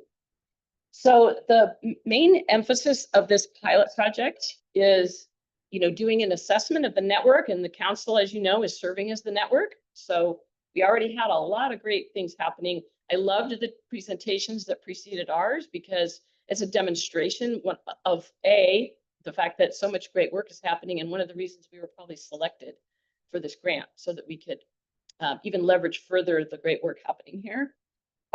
So the key things that we've been working on is the assessment of the network, and probably most of you participated in that survey to develop an understanding of the strength of our network and where it's missing things. We developed a vision statement, which we shared with you in the email newsletter a few days ago, and we'll talk about that. We also are building on all the great work that was done in 2015 or completed in 2015 with the watershed management plan that was developed with funding from Department of Conservation. And that's why we have a watershed coordinator. We've had a watershed coordinator in the watershed sort of officially in that capacity since 2011. And also building on the integrated regional water management program, where we've done a lot of work on climate, looking at the climate back in 2019, but this grant is really all about climate resilience and its impact and watershed resilience and water resilience. So that's the focus of what we're doing now. Okay, next. So I already said, as you know, the collaboration going on in this watershed is pretty amazing and has been for many years. The same group of people and some new people coming in over the years has really created a strong community sense in this watershed and helping address our challenges. And here's a long-term member of our council, Paul. Everybody stop and stare at Paul. Okay. Oh, so great to see you. And kind of a late start. Yeah, great. And Paul has certainly been on board with this watershed and all the hard work happening here for the very, very beginning, and you were the instigator of some of it. So glad to see you. Also, we have through this process, we have this council. We also have the advisory group that was created as a technical review, a body that can help us look at the methodologies that are being used for this grant, get a little more in the weeds with some of the data and the information. We've now had 4 meetings, I think, of the advisory group. They meet every other month, and we have another meeting coming up in a couple of weeks. Also, we're building on some of the previous engagement with frontline communities, underserved communities, and tribes. And that actually has been going well, and we're going to share some information about that. And then finally, public outreach. We've done some forums. We've had 2 forums, and we'll have 2 more before this project is over. The Watershed Resilience pilot website, which we'll share with you, and then also a new council newsletter that is not new, but we're trying to provide more information through the newsletter that goes out to 500 plus people, reaches more people than what we were able to reach with just meetings and attendance there. Next slide. So I've shared some of this information before, but so I'm not going to go into too much detail, but we are doing a lot of engagement now through different methods. And one method is using CAUSE, the organization that does a lot of, it's a local county community-based organization that worked with us as a partner in the past with the Disadvantaged Community and Tribal Involvement Program, or otherwise known as Water Talks. And they've been engaging with our underserved communities in a really direct way by doing individual interviews, surveys with folks in the Casita Springs and Ventura Avenue areas. And that process is nearly completed. They've done 100 surveys. They're starting to analyze that data, and they may do a few more before they're done. And that is basically talking to community members and asking them their thoughts and concerns about climate change and how it affects their lives in the watershed. And that will really help inform this plan. As you can see, looking around the room, most of the people that are engaged in this process are a public agency or individual citizens who have the capacity to come to a meeting and provide input. But we really want to reach those communities that are not able to participate in that way. So we're doing a directed outreach. The second part of that outreach is going to be a series of 2 focus group meetings that CAUSE will lead, where they'll get more into detail about how those community members that participate feel they're able to engage with the public agencies, say the water districts and the other entities, and also more information on what they think are some adaptation strategies that might be effective for addressing all our challenges, all the climate hazards that we're feeling in the watershed. And that will be rolled into the plan, as well as the next component is on tribal collaboration. And we talked earlier, we heard Julie Tuamite Stensley's name come up. She's the tribal elder, Chumash tribal elder, who's been engaged and involved many, many years in that. She grew up in this watershed. Her family lineage comes from this watershed, and she's been an amazing partner with us for years. But we're also working with the Barbareño Ventureño band of Mission Indians, Chumash Indians, and have recently connected with the tribal chair there, or the tribal chair.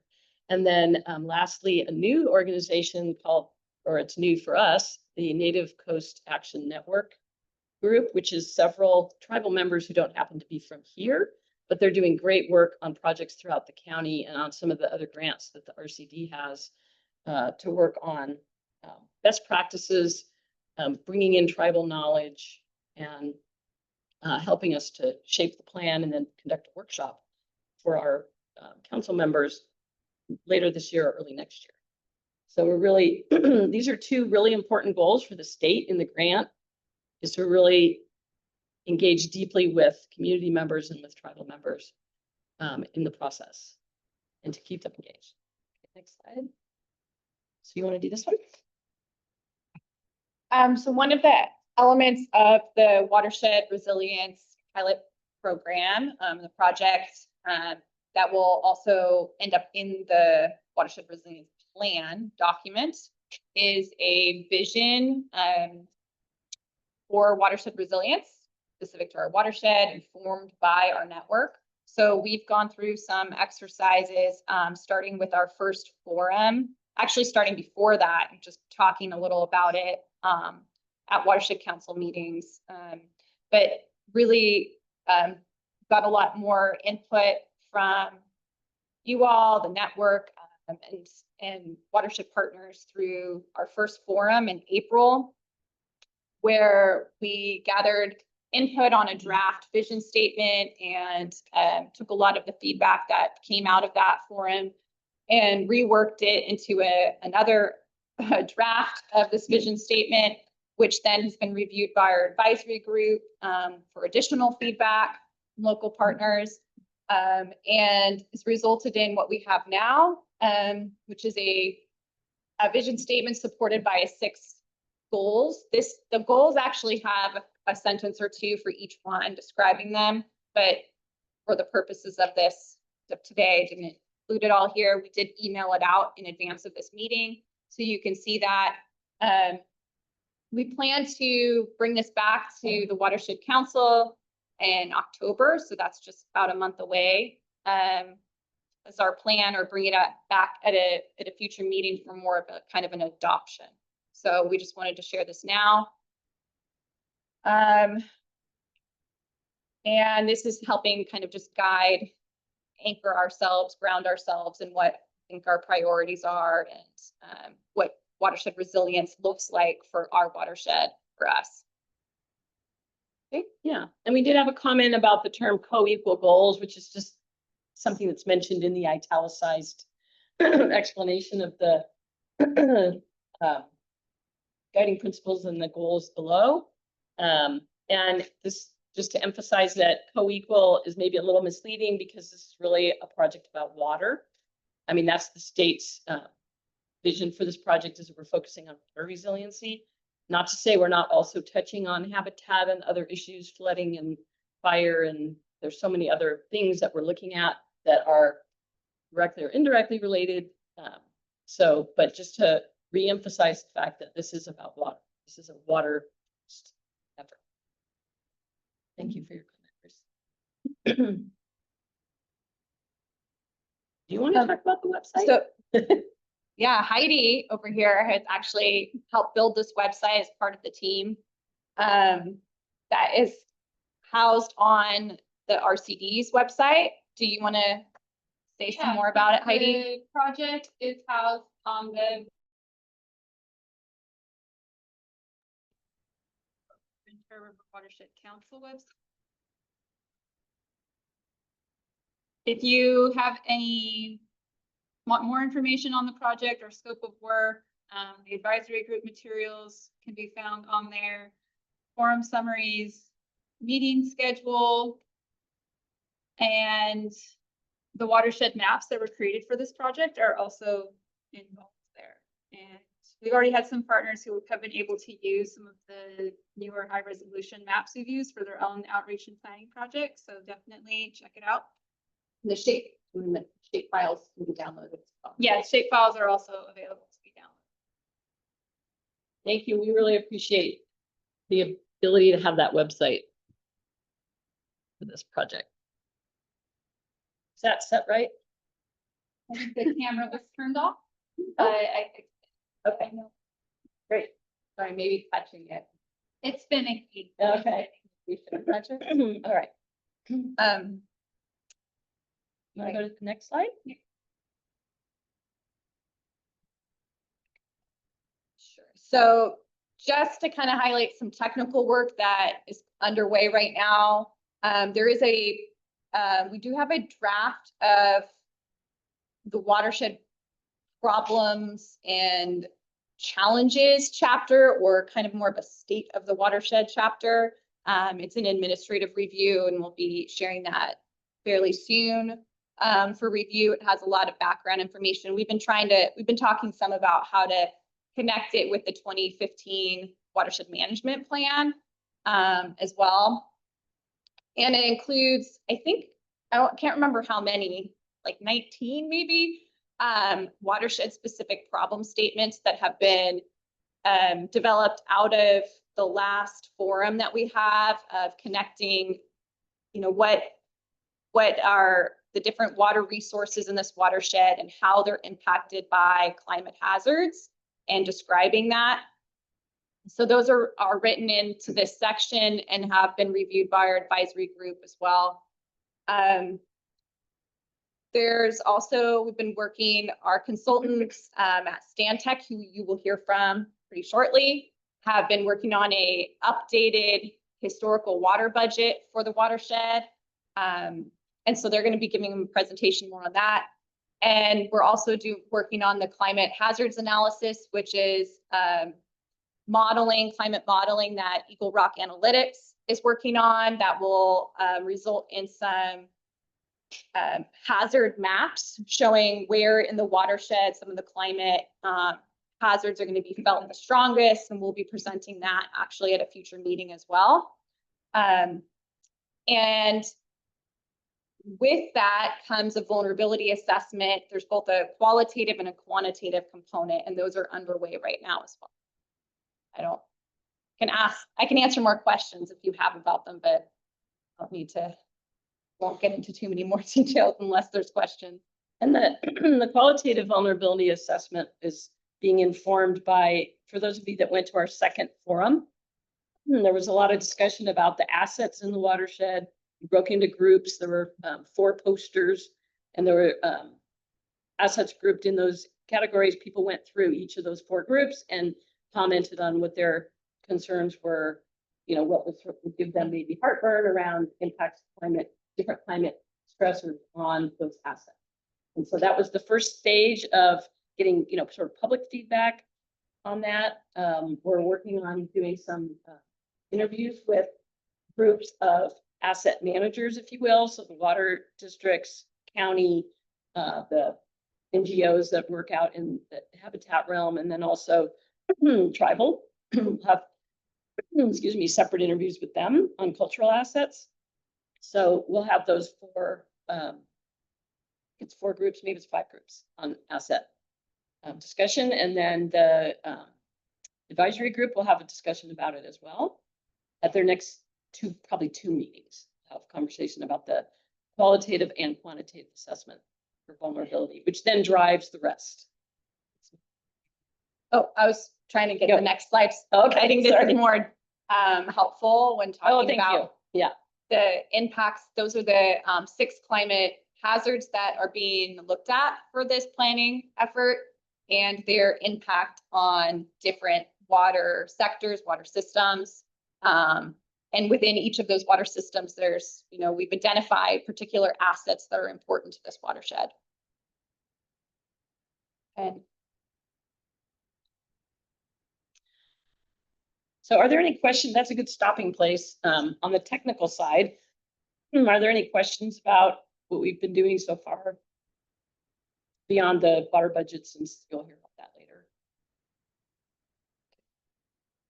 This is just kind of this is a chart of trying to simplify it to fit in one page and not have too many details in here, but of just where we've been and also where we're at. We're kind of in a midway point here in September. We've already had a number of advisory group meetings. We've got a couple forums already passed, and we have more ahead into March of next year, into February. So we'll be putting this probably up on the website too, and sharing it for those that want to track where we're at and kind of see, because we have updated it with the more recent changes to the schedule. But this? Process? A plan, a watershed resilience plan and a stronger network. Basically, Okay, and I mean, the earlier presentations that. yeah. My perspective, it seems like. Actually, you know, maybe I'm wrong. I like. I like. Agencies. Yeah. I think towards what that, I think in some regards, I think you might be right in that they're primarily in terms of restoration and work. But a lot of this also we're focusing on like water supply and water supply systems. And some of the different water agencies are working on projects or developing plans and seeking opportunities to move infrastructure, for example, their water supply infrastructure further out of the floodplain where it's being vulnerable. It's vulnerable right now to repetitive flooding. I'm curious about what. Oh. Yeah, are there, how many organizations are actually active in the watershed doing things to improve watershed resilience? And Paul's question was, it seems like the previous two organizations that were featured in the discussion were doing maybe more than anybody else. And that certainly they're doing a lot on the groundwork. I think that was the term you used. And then as Laura said, there's obviously a lot of other organizations doing a lot of work to manage the water and water quality and education and outreach and fire resilient. I mean, there's a lot of work going on, which will be highlighted in that network assessment, because we interviewed or surveyed, and we also did interviews with a number of all the major organizations in the watershed to find out what they do and how they connect with what others are doing. And that will show, those connections will show where we have weaknesses. So what we interviewed, I mean, we surveyed you, Paul, and a lot of the rest of you in this room filled out that survey. And that's a really important part of this process, is to find out who's doing what and what's missing. So I get your point. And that was actually what I loved about those two presentations, is it demonstrates there is some amazing work going on in the watershed. And we want to be able to uplift that and make sure that we continue to see that kind of progress, as well as bolstering up any other efforts where maybe there's not enough funding to do the work, or they weren't well known for what they're doing, and we're going to highlight what they're doing. So that's kind of the purpose of that assessment. Would you add anything to that? Yeah. Just any So- other questions? So just to follow on that. So at the end of this grant, the hope is to have resilience plan, the watershed analysis. Kind of a most accurate, up-to-date snapshot of assets and threats. And a lot of this has been also to build capacity of the Watershed Council and its collaborators. Is it the hope that both nonprofit organizations, agencies will sign on to this approach? Will there be kind of a covenant that people make, that this is our plan that we're working on collectively? Or is this more kind of a poster that we hope to show everybody in the hopes that they'll be part of it? Does that make sense? Yeah, and the next, I do want to see that next slide, actually. Yeah, so he's asking what, once we have a plan in place, well, where do we do with that? Like, is that a blueprint for the future? And do we have folks in the watershed in this room, on Zoom, subscribing to it, adopting or approving it like we did? And for those of you that were not around then, the next conversation we wanted to have with you is, how do we build on the watershed management plan that was created with so much effort, so much engagement of community members and organizations like the people here? And that was something that we asked for. I think there was an adoption process for that, if I'm not mistaken. And so what we want to do is honor that. And going forward, we do need to talk about, what do we do once we have the plan? The state doesn't require us to do that. that doesn't mean we don't want to do that. You know, that people can sign on to an agreement of some sort that says, I subscribe to this, what's in this plan, and I will do, my entity will do what we can to help move it forward.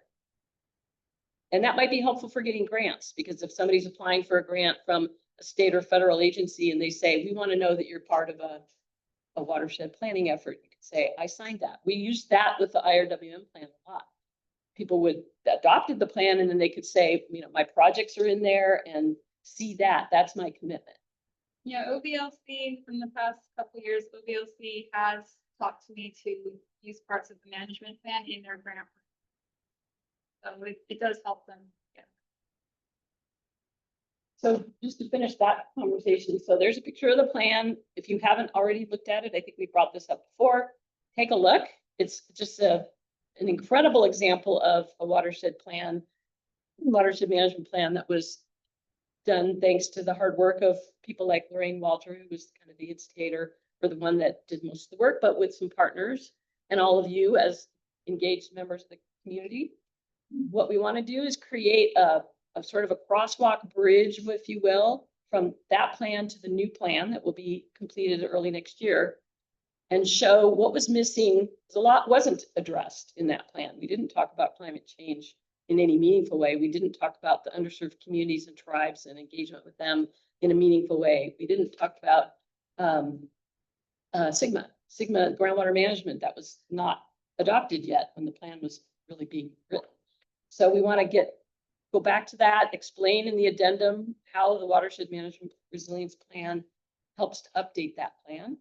And so there would basically be 3 documents: the previous watershed management plan, an addendum to the watershed management plan, and then a separate watershed resilience plan. And we wanted to pitch that idea to this group to see if you feel comfortable with that approach. We can't go in and open up that old plan and redo it to make it new, because we just don't have the resources for that, and that would be a lot of work. But this way we honor that, we drive people back to look at that if they haven't looked at it in a while, because a lot of the information in there is still true, good. And then the new information is contained in the watershed resilience plan. Does anybody have any questions about that or any thoughts on that? I think the one thing that was kind of missing that project. And there was a lot of projects proposed, some of which will intentionally enhance water use efficiency, other things that could help with the water budget and balance our water budget. And so perhaps that's an opportunity to step in.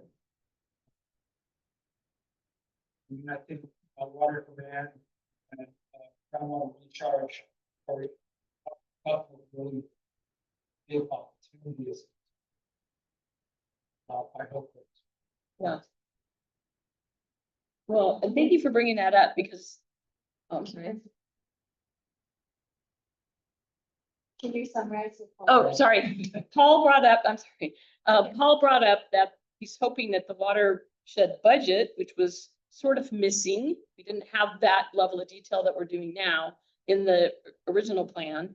And that a lot of the projects that are in the original plan, I think there's 119 implementation projects listed there. And we definitely want to take a look at those projects and new projects that we'll be looking at, or at least new implementation ideas that we'll be looking at in the watershed resilience plan, and connect them back to the water budget in some way so that we can have a sense of what's going to make a difference and which projects should we emphasize. And that does also get to the vulnerability assessments and the asset protection. It's like, where do we get the most bang for our buck for implementation of adaptation strategies? And how does the watershed budget, the new water budget, drive those decisions? And that actually is a question that we have posed to the consultants to make that clear, what that connection is going to be. And we're going to talk more about that. Yeah. So we don't want to spend, we have to move on to, they're Right. here, ready to talk more about the water budget too. Or they're online. Yeah. So I hope I answered, essentially answered the first part of your question. Yeah. And again, this kind of got to your question of like, what's what does this all result in? Next steps we have moving forward are, after that vulnerability assessment is complete, is moving forward, starting to look at adaptation strategies and implementation strategies. We are, I think we have a typo here. Oh, all right. No, you're gonna be studying newts. Newt work. Oh, newt, we do like newts are great. Okay. Sorry. That was me. We'll have a workshop this winter. Not quite winter, December 4th. December 4th. Is that not winter? Anything will And- feel like winter. On the results of the network assessment, so that survey, and kind of talking to about how to strengthen our network moving forward to help us implement watershed resiliency moving forward, which we again recognize we're already doing a fantastic job. I think a lot on being a resilient watershed, but just ways that we can continue to improve and be a strong network to see out the next 10, 20, 30 years of work. Also, as Lynn mentioned, kind of working on a potential workshop focused more on tribal engagement and tribal kind of building relationships there as well. Next slide. So these are some of the upcoming meetings. We'll be talking about this project today, September 4th, and then the next meeting, the October 2nd meeting for Watershed Council, will also have some items to present at that, including I think that's the results of some of the climate modeling that's been done, and discussing that. And then a virtual kind of forum session on adaptation strategies in October. So we were planning on doing that in person and then decided we would skip in person this time and have it virtual. And it will be basically, we're hoping all the advisory group members and the council members and the people who have attended forums in the past, we reach out to everybody, will attend this virtual meeting with our consultants. So it'll be run a little bit like the forum was run. Forums. Okay. Yeah. And then we kind of just talked about this again, highlighting the benefits, what we, kind of over long-term goals of developing the watershed management plan. And then I think that's it. Is that I just want to make sure we leave enough time and we can. So there'll be screen sharing. Yeah, I believe so. We have Elizabeth and Jamil from Stantec joining us remotely to talk more about the watershed budget. And in the meantime, if you have any questions or thoughts or ideas about what's going on in this, or questions for us, just feel free to reach out to us.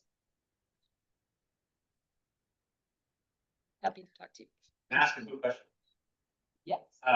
So this is funded by EWR, correct? Mhm. How does the funding work? You want to just turn it off?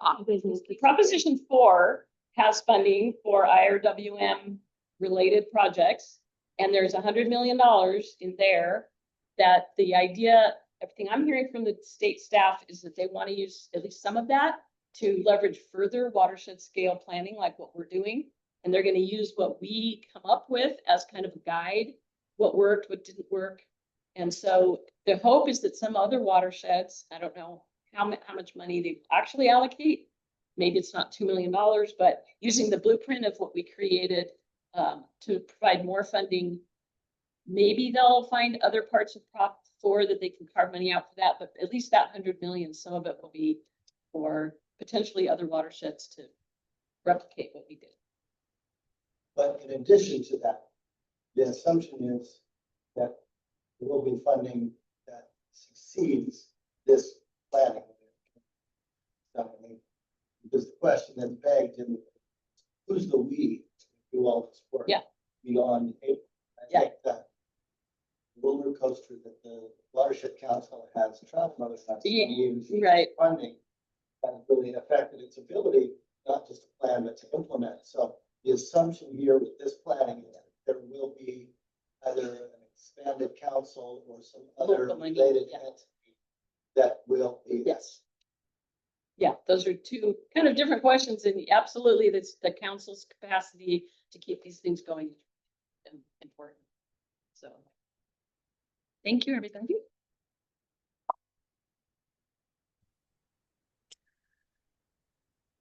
All right. Lynn and Laura, is now the right time for the water budget presentation? We'll do it now. We're just turning up the volume for you. Okay, great, thank you. Can you do some test with your volume so the people in the room can see if it's loud enough? Yeah, can you guys hear me? Good? Okay. Yeah, we can hear you. Great. Awesome. Well, I'm excited to be here with you all. I was in the watershed in July, so it's nice to see some familiar faces. My name is Elizabeth Simon. I'm a water resources engineer with Stantec. I've been working in California for about 7 years now, so excited to present some of the water budget updates we've been working on with the rest of my team here. Jamil Ibrahim and Blair Greiman are also on the phone, and they'll chime in whenever is right. But I'm going to share my screen.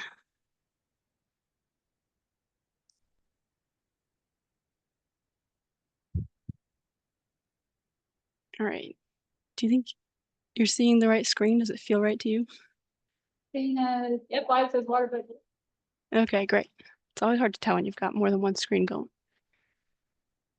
All right, well, welcome back. We've been here before. There was a previous presentation about the water budget with the AG group, so I understand that there are some folks who may have heard the content before. We've added to it and improved it, so hopefully we can continue that conversation here. Just wanted to start out with describing the purpose of the water budget. This is text paraphrase from the DWR Water Budget Handbook, which is where we've sourced a lot of our strategies, methodologies, and insight into the water budget in general. So the water budget is a water planning tool. Specifically, this one is a historical water budget, so it's a tool for understanding the historical conditions within the watershed. The water budget can be leveraged to understand how future changes to supply, demand, hydrology, population, land use, etc., will affect the watershed. But at the end of the day, it's a tool that can be used for relevant purposes as needed. And feel free to stop me with questions or comments as we go. Just a little bit more background. The water budgets can be useful for a variety of purposes: water supply planning, feasibility studies, integrated water resources management, estimating, quantifying water resources, which is kind of what we're talking about maybe doing here. And we'll get into later, identifying data gaps, which is it falls out of the process just in general, and then forecasting optimum water management actions. So there's a lot of different ways that you can use a water budget. We're not really limited in any way. There's if we can think of it and if the tool is applicable, we can use it. So it's kind of just up to us to determine how best to use the water budget. Oops, sorry. Okay, so the method, also coming from the DWR handbook, is that like DWR has come up with 4 interrelated water budgets that we have modeled and analyzed here. You'll see at the bottom land system, surface water system, groundwater system, and then a total watershed-wide water budget. So we've followed the DWR method in everything that we're presenting here. We've created these 4 different water budgets, and we'll be looking at 2 of them today. We presented the land system in the previous meeting, the AG meeting, so we're going to look at the surface water and the groundwater water budgets today, and all of them will be documented in the plan, so they'll all be available for your review and comment. So just on the right here, we're showing some of the components of the surface water system water budget. All water budgets have inflow and outflow components, as well as they track storage change. What we've been concerned with most recently is getting these inflow and outflow components right. And we'll talk more about that in a few slides. So in order to do that, we have to use some sort of data to quantify those inflows and outflows in storage. We went through a review of all the different models that have been used in this watershed and looked at them for how best they would be suitable for this purpose. The GS flow model, the Ventura GS flow model, existing condition simulation is a watershed wide model that has both surface and groundwater models that are integrated into one, which is called the GS flow model. So for that and a variety of other reasons, we thought that this would be the best source available to us as an existing model to use that data to create our water budget. So with that in mind, there are similar fundamental assumptions and limitations. We have to translate the model inputs and outputs into the water budget components. They're not always one-to-one. Sometimes you have to mesh a few of them together, not mesh, like add a different component, like a few different components together, or like look at the different components and see what they mean and try and map that to the DWR defined components. So with that in mind, like we're using the GS flow model as our base, and then there is opportunity to use additional data sources as needed if there's better ways to quantify certain quantities. For example, exports from the basin, or yeah, that's one of our remaining questions, which is why I bring it up. But there's certain areas where it might be useful to use a different data source. So we're trying to like make sure that we think through all of those things and try and come up with the best data source that represents components that GS flow may not represent as it should. And then generally, we're doing all of this to investigate the watershed-wide system. So on the right here, we have a figure that represents how the different components work together. So there are 4 different water budgets because there's 4 more or less different ways of drawing a box around these elements we see on the right. Like the land system one is that the box includes the surface of the land. Like that's the bottom of the box that the water budget is contained around, because you have to quantify the inflows and outflows into any given region. Surface water, there's a different box. Groundwater, there's a different box. And the watershed wide one is across the entire thing. So you get basically inflows and outflows of the base from the basin itself, and you get less detail about what's going on internally. So that's why we have 4 water budgets. Yeah, we have a question. Yeah, sure. You might want to be awkward.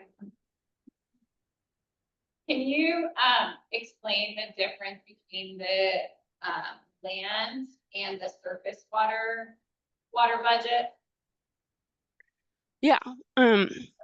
So I'm just going to provide some examples because we could flip through. Well, maybe I'll just flip back up to this. So this is the surface water system. So this is just the defined components of the surface water budget. So we see that here the inflows are stream inflow, imported water, precipitation on lakes, runoff, return flow, stream gain from groundwater, and stream lake gain from groundwater. So these are the components that add to the surface water within the watershed, and then also how those that quantity of water leaves the surface water system. And so these are the defined components of how that works. So there's stream outflow. So outflow from the watershed boundary at the outlet to the ocean. There's surface water exports from the basin itself. Evaporation from the surface water. So like those are the rivers and the lakes. So we have to like be specific about thinking about the surface water bodies. So that's the one part. The land system is everything that's tied to the land. So you have different inflow components when you're looking at the land and you do the surface water. So you get precipitation on land, for example, rather than precipitation on lakes. Does that kind of answer your question? Just reiterate, the land component includes things like applied water for agriculture or irrigation purposes, as well as evapotranspiration demands. So it's thinking about kind of the land surface as kind of a working land area. And the land budget, water budget components actually vary just based on the type of watershed and the agricultural or land management practices within that watershed. So for an ag area, it would account for crop water demands and irrigation deliveries. Whereas for urban systems, it would actually account for other components, just more related to landscape irrigation and outdoor water use. These components are all defined within DWR's water budget handbook. And the surface water then is for this purpose, I think is essentially the rivers and lakes, right? It's Right. not the whole landscape. So that's one way, simple Yeah, way to think that's about it too. a neater way of drawing the line is if it's onto a water body, it's surface water. If it's onto the land itself, it's land. Go ahead. Carly, I think. Did you have your hand up? Thank you. Yes, I did. I just, when you say lakes, does that include reservoirs? Yes, yeah. We use the words interchangeably, although they are different things. You're right.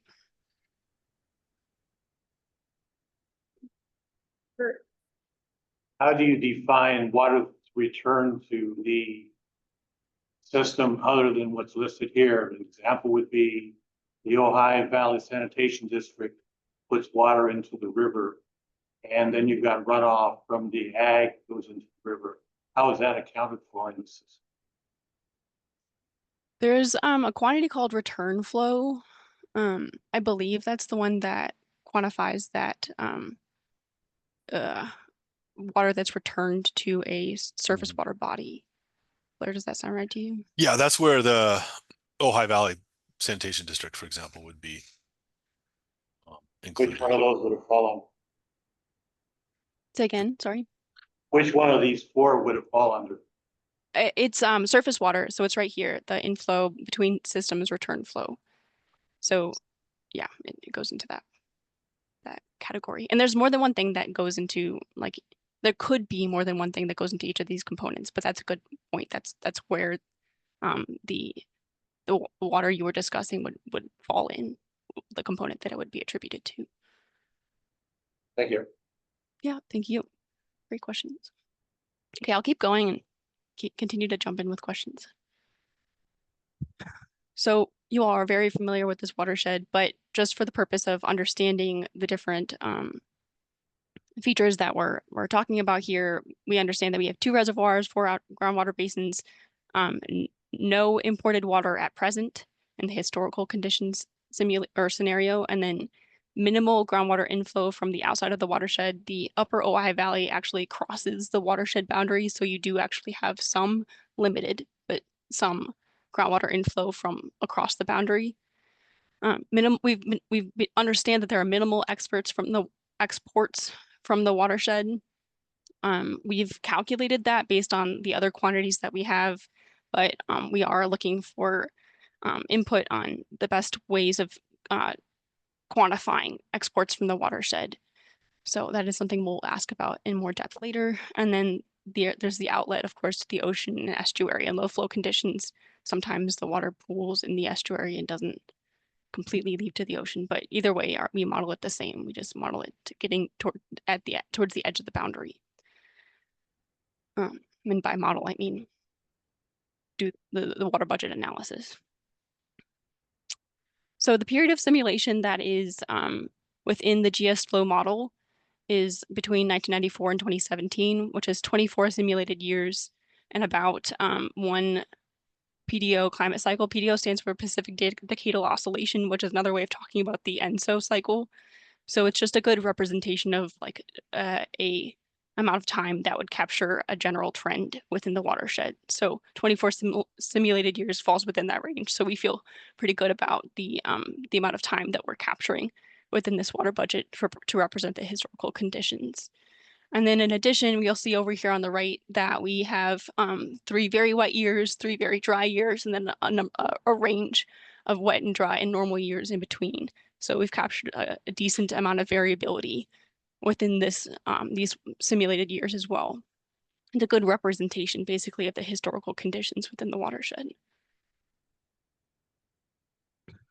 So what we're going to talk about in the following slides, I just wanted to put it out here so we can track what's going on, but I'm going to talk about the surface water budget, and then we'll do a deep dive into the Lake Casitas water budget. All of this information comes from GS Flow. And then we'll talk about the total groundwater budget and then the pieces that are attributed to the Upper Ventura Basin and the Ojai Basin, just to give you a little bit more nuance about the different locations in the watershed. All of that information is also from GS Flow. Go ahead, sorry. We had some questions that, can you hear me? It's a little hard to hear you.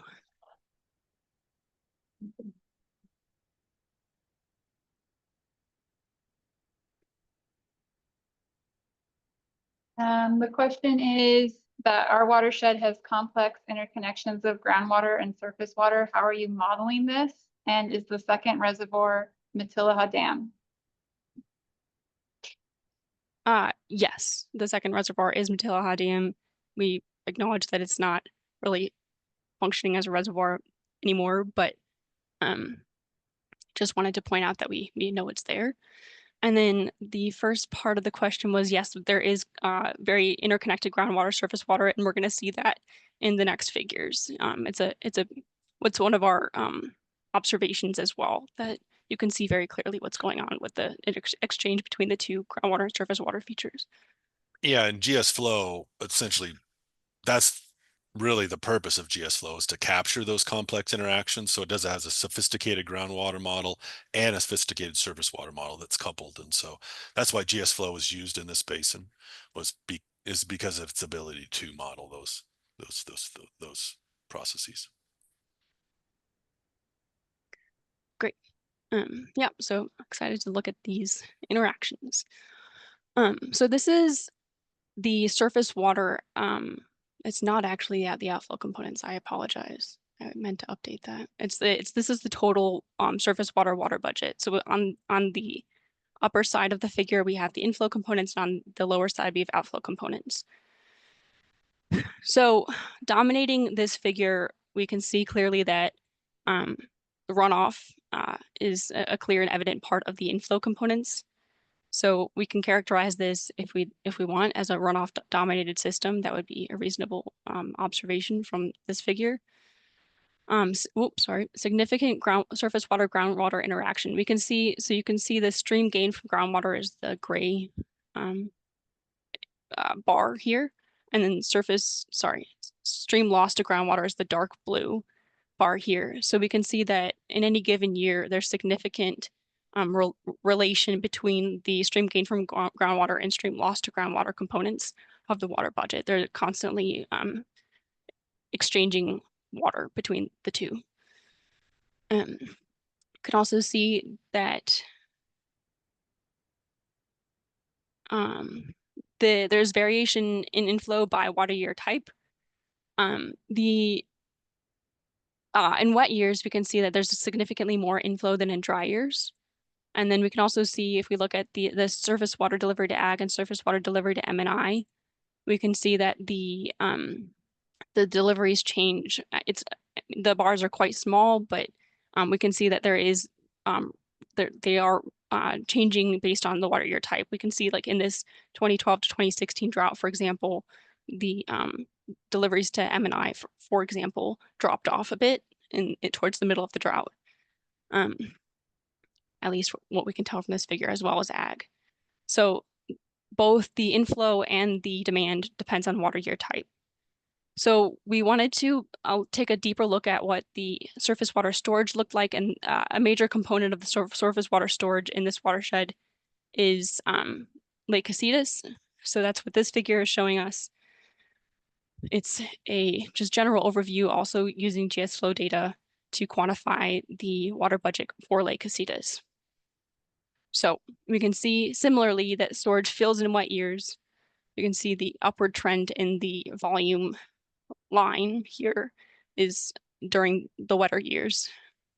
And there is fairly consistent withdrawal. The typical outflow, which is a combination of the deliveries or spill and evaporation, is about 27,000 acre feet per year. And your maximum storage is about 222,000 acre feet in 1994 over the simulated period. That is the historical maximum. We want to note that we acknowledge that there is storage loss to sedimentation ongoing within Lake Casitas. So 222,000 is a historical max and may not be representative of current conditions. And then deliveries are, we can see here, if we look closely at the drought period as well, that we can see that deliveries are curtailed beginning at the midpoint of the drought. So we can see some of the conservation measures that are being adapted in the watershed. Adopted, I should say. Yeah, well, and clarification on the storage. I think originally it was around 250,000 acre foot. And so that is the current estimate is 222. But there's been significant loss of storage due to sedimentation since it's been constructed. And that's reflected in that number. Great, Blair, thanks. All right, so we can flip back to these if we want to talk about them more, but I'll keep going. The groundwater budget, this is also a total groundwater budget. I apologize for these titles. But the groundwater budget for the total basin. So I've added some annotations to the figure just to help us situate ourselves between the different water year types. The blue bar represents like the normal years, and the inflow components, when you can see them over the top of that normal year bar, are wet and those below are dry. So this is just to help us situate ourselves within the variability that is within this watershed. Again, inflow components are on the top of the figure. They're the positive components, and outflow components are negative. So again, we can see the groundwater surface water interaction that's represented here in the yellow and in the orange. So yellow is groundwater gain from stream, and orange is groundwater loss from stream to the surface. So we've graphed storage here as this dotted line. We can see that the variability is largely driven by water year type. The storage is the change is positive in wetter years and more negative in drier years.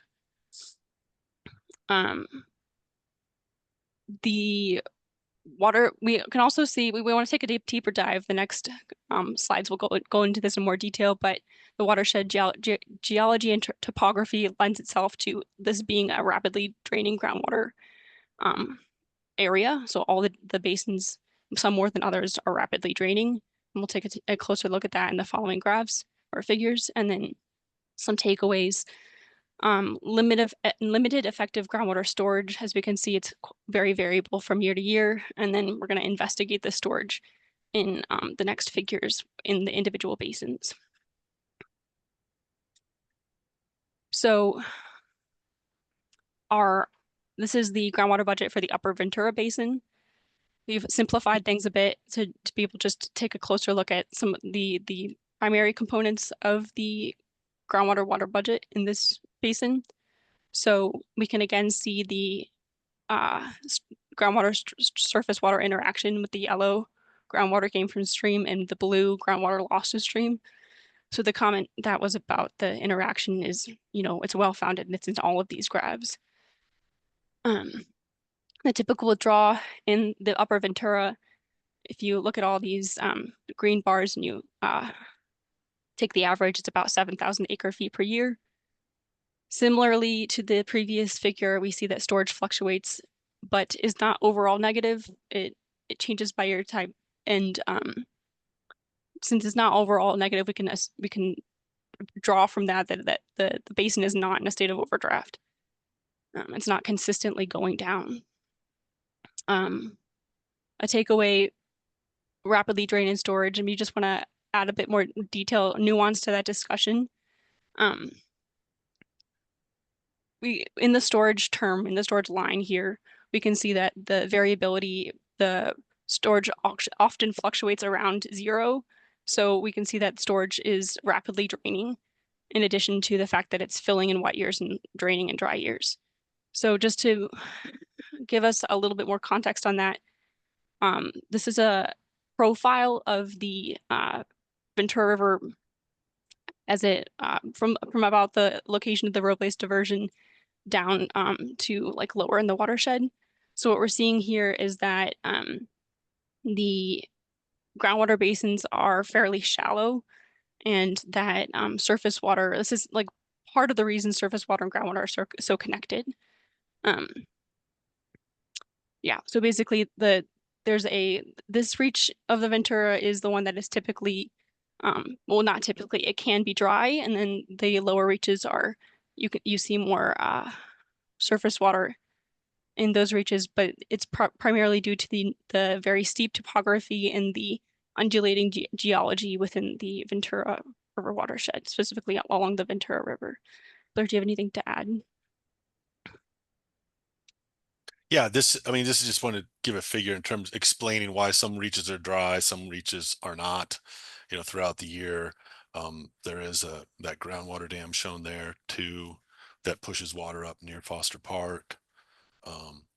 But just demonstrates how rapidly this groundwater system can fluctuate, and the influence of the wells too, though there's not an overall draft, but from year to year it can, you can rapidly essentially deplete what little water is there, you can deplete through the wells, and which is, you do see within a year you see a drawdown of the groundwater pretty significantly.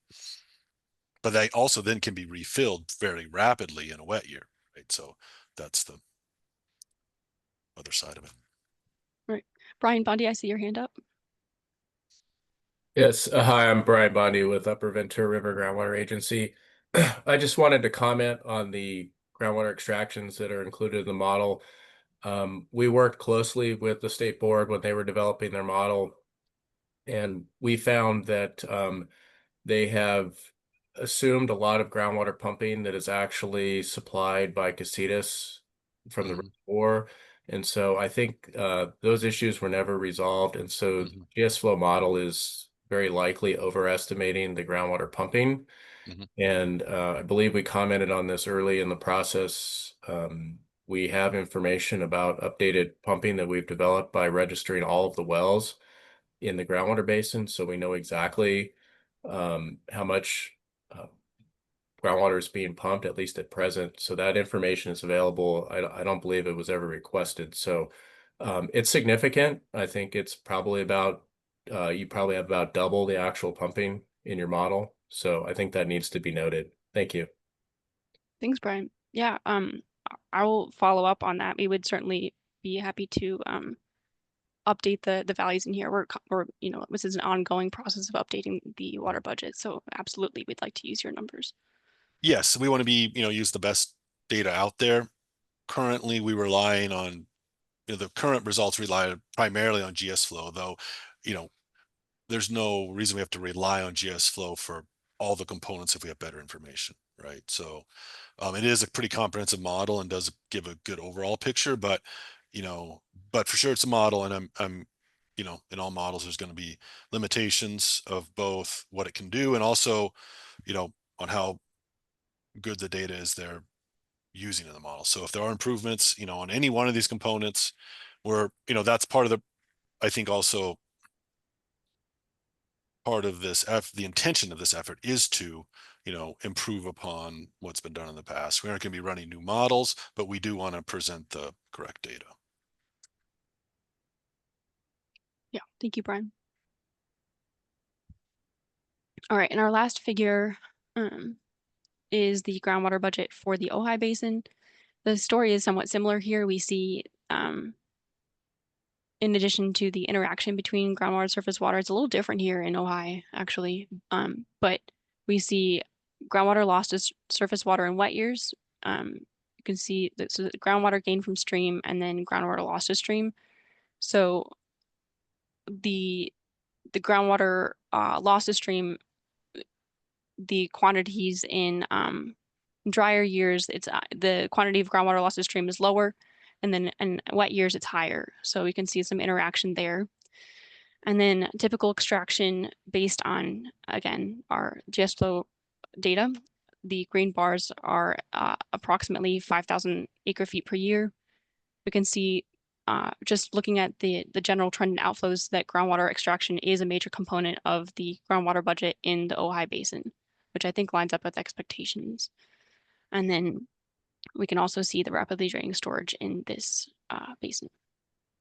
Yeah, and one interesting thing here too to note is just that 5-year dry period, again emphasizing, that period, that you see the groundwater extraction start relatively, that first year of drought, right? They're probably switching over to groundwater, but then you see throughout the drought that, that groundwater can't carry you through that 5-year drought necessarily, and they're decreasing the amount that they're extracting from that basin over that 5-year drought period from 2012 to 2016. And that response is shown pretty well in the model. Yeah, that's a good point. I'm just going to flip back to the Casitas budget really quick. We can see the same thing, like the storage drops off in the surface water storage vessel of Lake Casitas, drops off fairly significantly during that drought.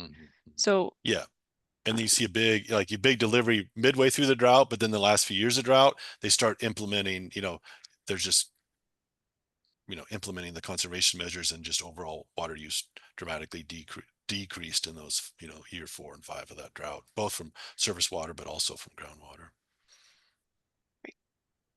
I think it's actually more a question of the wells run dry and they want to see this water. Can you repeat that? It's hard to hear, sorry. The question. So specifically in the Ojai Basin, when they reach the limits of their wells during a drought like that, they're more reliant on Casitas water. So a lot of Casitas water is delivered to that agriculture. Right. Yeah. Yeah, this is just showing the overall outflow from Casitas. Like, that was just the overall water here, and it doesn't really specify which basin it was delivered to. Now, locally, that there could be differences for sure. Yeah, that is something that we were trying to the previous meeting about the water budget, additional nuance was asked for in the different regions of the watershed, but we've broken it apart into different groundwater basins and then Lake Casitas as an entity. But yes, you're right that there's that nuance is not, it can't be understood in just the groundwater budget alone. You'd have to do a surface water budget accounting as well. That basin. Right. So this takes us to our thematic takeaways. We saw throughout all of these figures that inflows and corollary to water supply is driven by precipitation. The inflow components are higher in wet years and lower in dry years. Groundwater surface water interaction is a significant characteristic of the watershed. We saw that in every single figure, except for perhaps Lake Casitas one, because you couldn't see it there. Wasn't represented there. And then as we were just discussing, there's limited surface water storage and limited groundwater storage. So both storage vessels, so to speak, within the watershed are limited and are stressed during drought conditions. And then there's variable demand. The agricultural and pumping demand varies by water year type. So we have limited storage, variable demand, and variable inflows. So all give us a picture of what's going on in Ventura.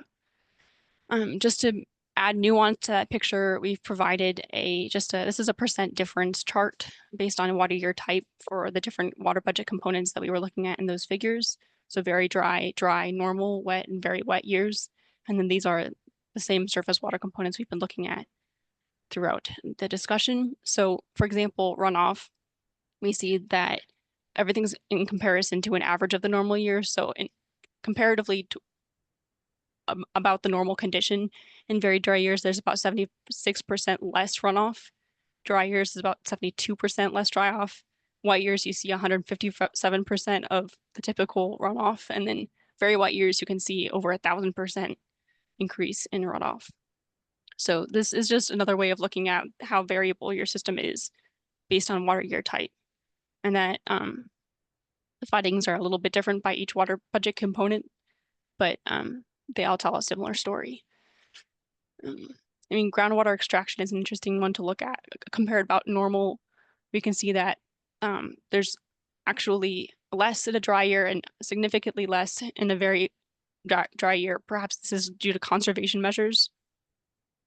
And then in a wet year, you need less water. So there's a reduction when compared against normal. And in very wet years, there's also a reduction.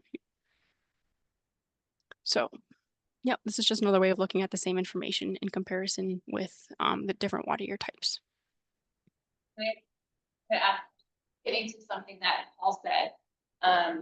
said that there's less, could be because, in very dry years, groundwater extraction significantly less due to conservation. Is there a nuance between conservation or just wells going dry and it would not be possible? I just want to know, is that are we able to capture that, and is there any significance in noting the differences between that? Water quality was down. Yeah, as Paul's just saying, water quality goes down as they get to the bottom of the aquifer, so there's less, I guess, probably desire to use the very bottom of their well capacity too. But Yeah, I don't know. I mean, we can't parse that out. We don't have the data to parse that out right now. I mean, I think we're gonna be doing more work on it. We'll be interviewing some of the water districts, trying to, maybe parse more of that out. But right now, we're just showing that overall it decreases. But like you said, it is likely due to there is just not that much groundwater, as we're saying, right? So especially if you go through extended drought, there's just not much to extract, or there could be water quality problems. So, but the reasoning behind that, isn't transparent in what we have. In addition, this is essentially to reflect what happened during this historical period, right? And so the reasons behind what happens aren't always apparent. It's more just like, well, they just were less, the extractions were less during that period. So you guys be providing, I assume you'll provide, when you do the write-up of this, the assumptions that went into this and maybe the limitations of things, some of these nuances, just to note that so that people reading it who weren't in this meeting today will understand what you could do and what you couldn't do. Right, absolutely. Yeah. Okay, great. We have another question in the chat asking if you can explain the riparian ET numbers. Riparian ET numbers. The last row. Oh, okay. Yeah. I mean, this is just, again, like all we can really show for sure are the numbers, and then like we can extrapolate what might be happening here, but I'll give it a shot. Maybe Laura can jump in. But I mean, compared to normal, it makes sense that in very wet years there's less evapotranspiration because there may not be as much opportunity for the climate conditions might be such that there would be less incident radiation, so to speak, on the environment, such that like it would result in less evapotranspiration, but that's kind of a best guess. And then in very dry years, you might just have less water to evaporate, which would result in less ET. Yeah.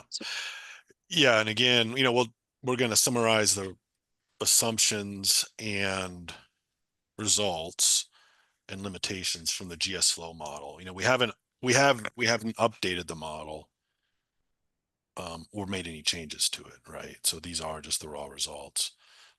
So the reasoning, we're gonna get in and do our best to explain that. Now, the reason on all of these, it's a complicated model, right? So, and at this point, I don't know if we can dive into all the details, but in a sense, there's the riparian evaporation would technically, in a very dry year, this isn't the water availability, right? And so it's likely to go down in that. Now, very wet years, it could be a variety of issues there in terms of why it went down. Now, overall, that component, though, like these are the relative percentages, the importance of that component may or may not be very large, right? Especially in a very wet year, that could be a very small component of the water budget, right? The riparian evapotranspiration. So it is also, you have to look at these numbers in context of the overall water budget and their significance. Right. Yeah, that's why we started with the figures and then we moved here, just because one of them you get the magnitude and the other you get the change relative to the year type. And Elizabeth and Blair, I'll just add that these data that we're presenting are preliminary and subject to change. We're still reviewing and analyzing this information. So that these data are subject to change. We just wanted to all provide you all with a preview of what we're interpreting and how we're seeing the results actually being generated and output from the GS flow model right now. But these are subject to change. Peter, you have your hand up? Yeah, do you have volumes instead of percentages in your data? Yeah, and that was Yeah. the previous graphs did show the actual volumes in acre feet. Yeah, so. Yes, we do.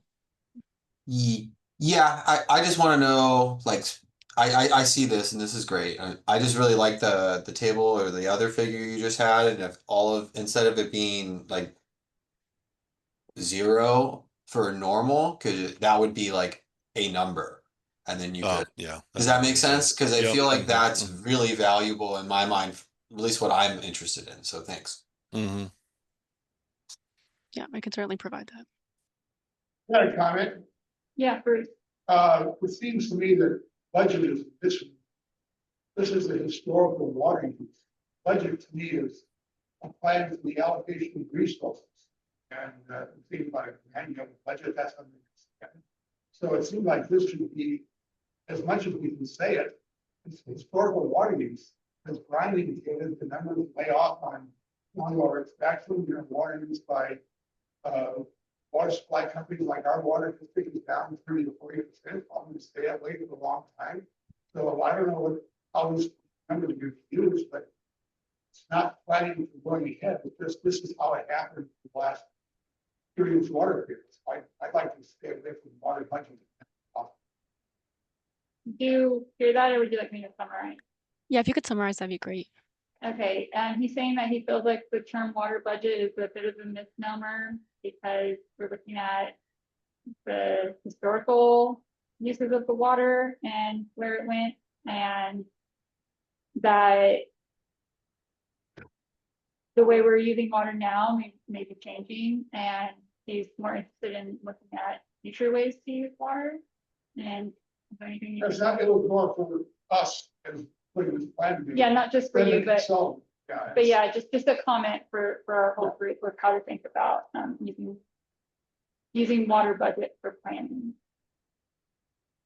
Yeah, well, we were tasked with a historical water budget, so that was our goal. So I acknowledge that there might be limitations to using it, but we're hoping that we might be able to extrapolate from this forward in some useful ways. It may not be, completely representative of every future condition, but there may be a way to use this information going forward. We're still working on how that might figure itself out. We have some suggestions on the next slide, but yes, acknowledge that this is a historical water budget, and there are limitations associated with that.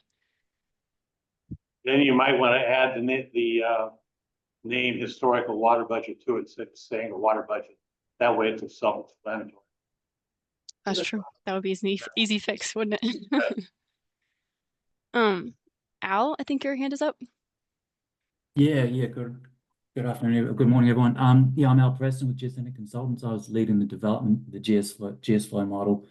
Couple of things on the repairing ET. Jamie had a good suggestion, although I'll note the model doesn't account for loss of vegetation, so that wouldn't explain it. So I haven't seen the numbers presented like this. It's tough to think about the 10% drop.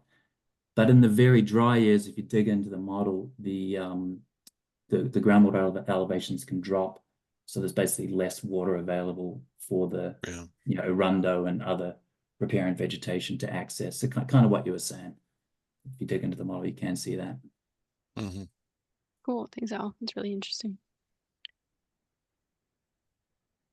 All right, well, we have one more slide, and I think I've run over my time already. So we've been having a good discussion already, but just wanted to point out that we based some of these additions and updates on the feedback we received at the previous AG meeting. We added specific representations of diversions and storage facilities.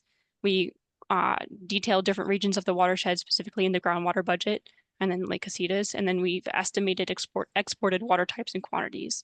And as we've been saying, this is, we're still working on this, we're still updating it. So we're going to reach out as we've discussed to, obtain better numbers. We're just trying to represent the watershed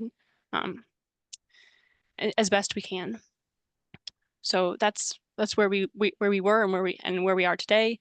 And the next steps, how we might use the water budget in additional analyses for the watershed resilience plan. We just started talking about this, but we were thinking that it might be possible, depending on the applicability of the tool to the situation, to use the water budget in an impact analysis, looking at the impacts of hazards on the water systems that are within the watershed.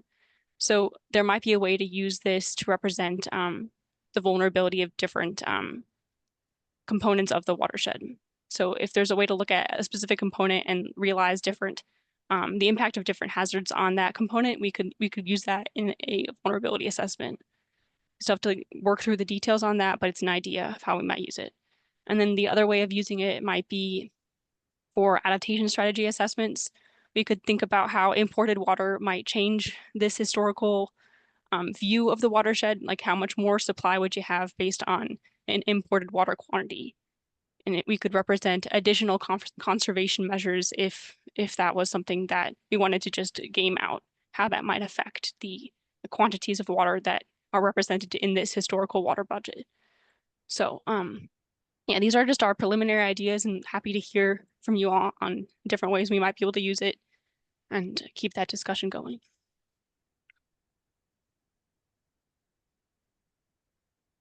Any comments?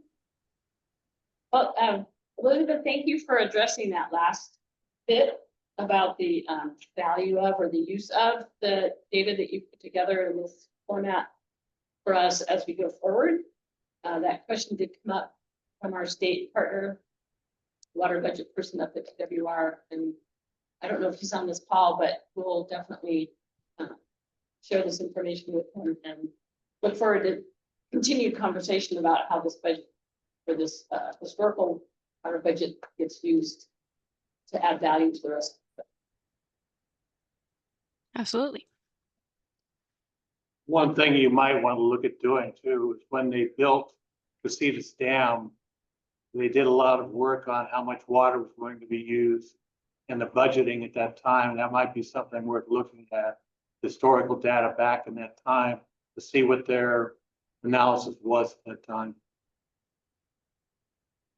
So just make sure I understand, look at the like the preliminary Lake Casitas condition and compare that against what we're seeing now.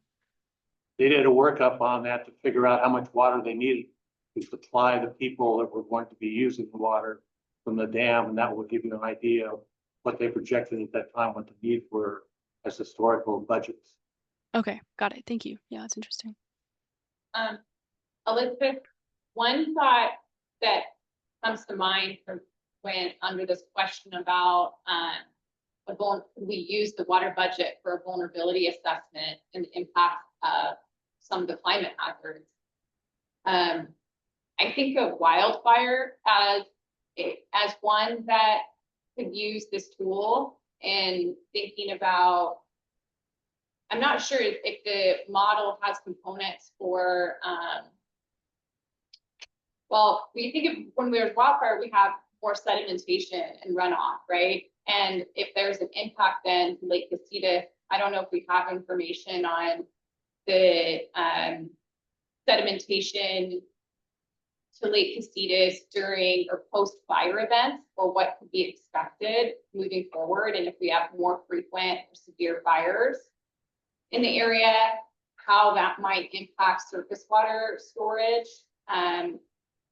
That's one thought I have, and I'm not sure if this model has is the right tool for considering that.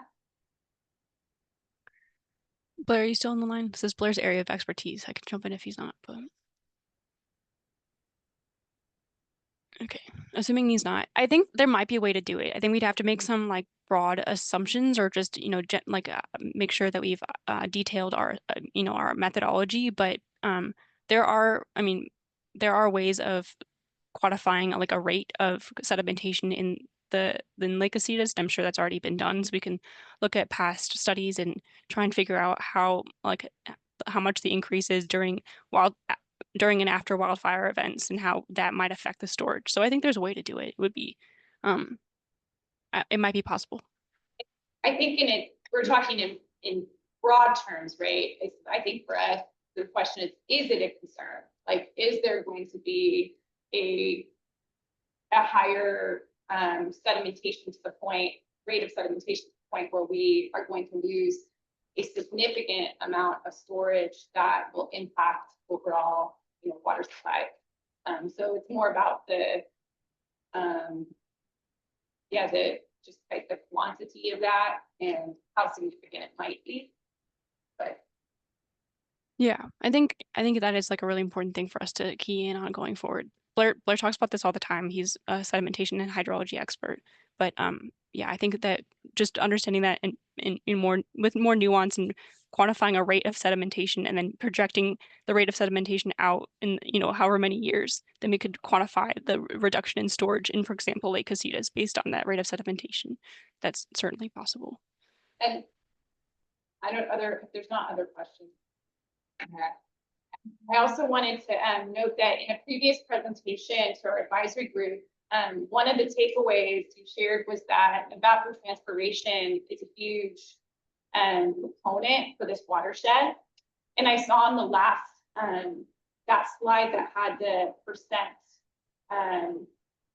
the chart at the very end that you shared, it just had riparian ET, evapotranspiration. And I thought that was interesting. So do you have, are you able to kind of separate out riparian ET from, I guess it's like the rest of the land use? Do you have ET for different land use types? And then I just want to follow up that I think is an interesting question, because I think a lot of us are interested when we heard the earlier presentations today on watershed-wide arundo removal, and wondering as like that being an adaptation strategy that we're already moving towards implementing, will arundo removal, if we can model what that riparian, if it's a riparian vegetation change, is that going to significantly have any kind of impact on the ET and the surface water flow? But also thinking about ET on the rest of the landscape and potential changes in the future from like agriculture conversion or loss of ag land due to climate change and weather, stressors or other land use changes. Yeah, to answer your first question, there are, I think, about like 10 different ET quantities within the GS flow model, perhaps more. If Al's still on, he might know. But yeah, there's quite a few different buckets of ET, and we can certainly provide all of those. And then your second question, I think the answer to your question will lie in the magnitude of the ET on the relevant quantity, whether like whichever one is most relevant to the arundo removal. I'd have to look into that a bit further, but the magnitude of that in relation to the rest of the inflow and outflow components. So it depends a lot on like how much that quantity affects the overall picture, but certainly we can look into it. It's a good question. Thank you. Yeah, thank you all. Any other questions?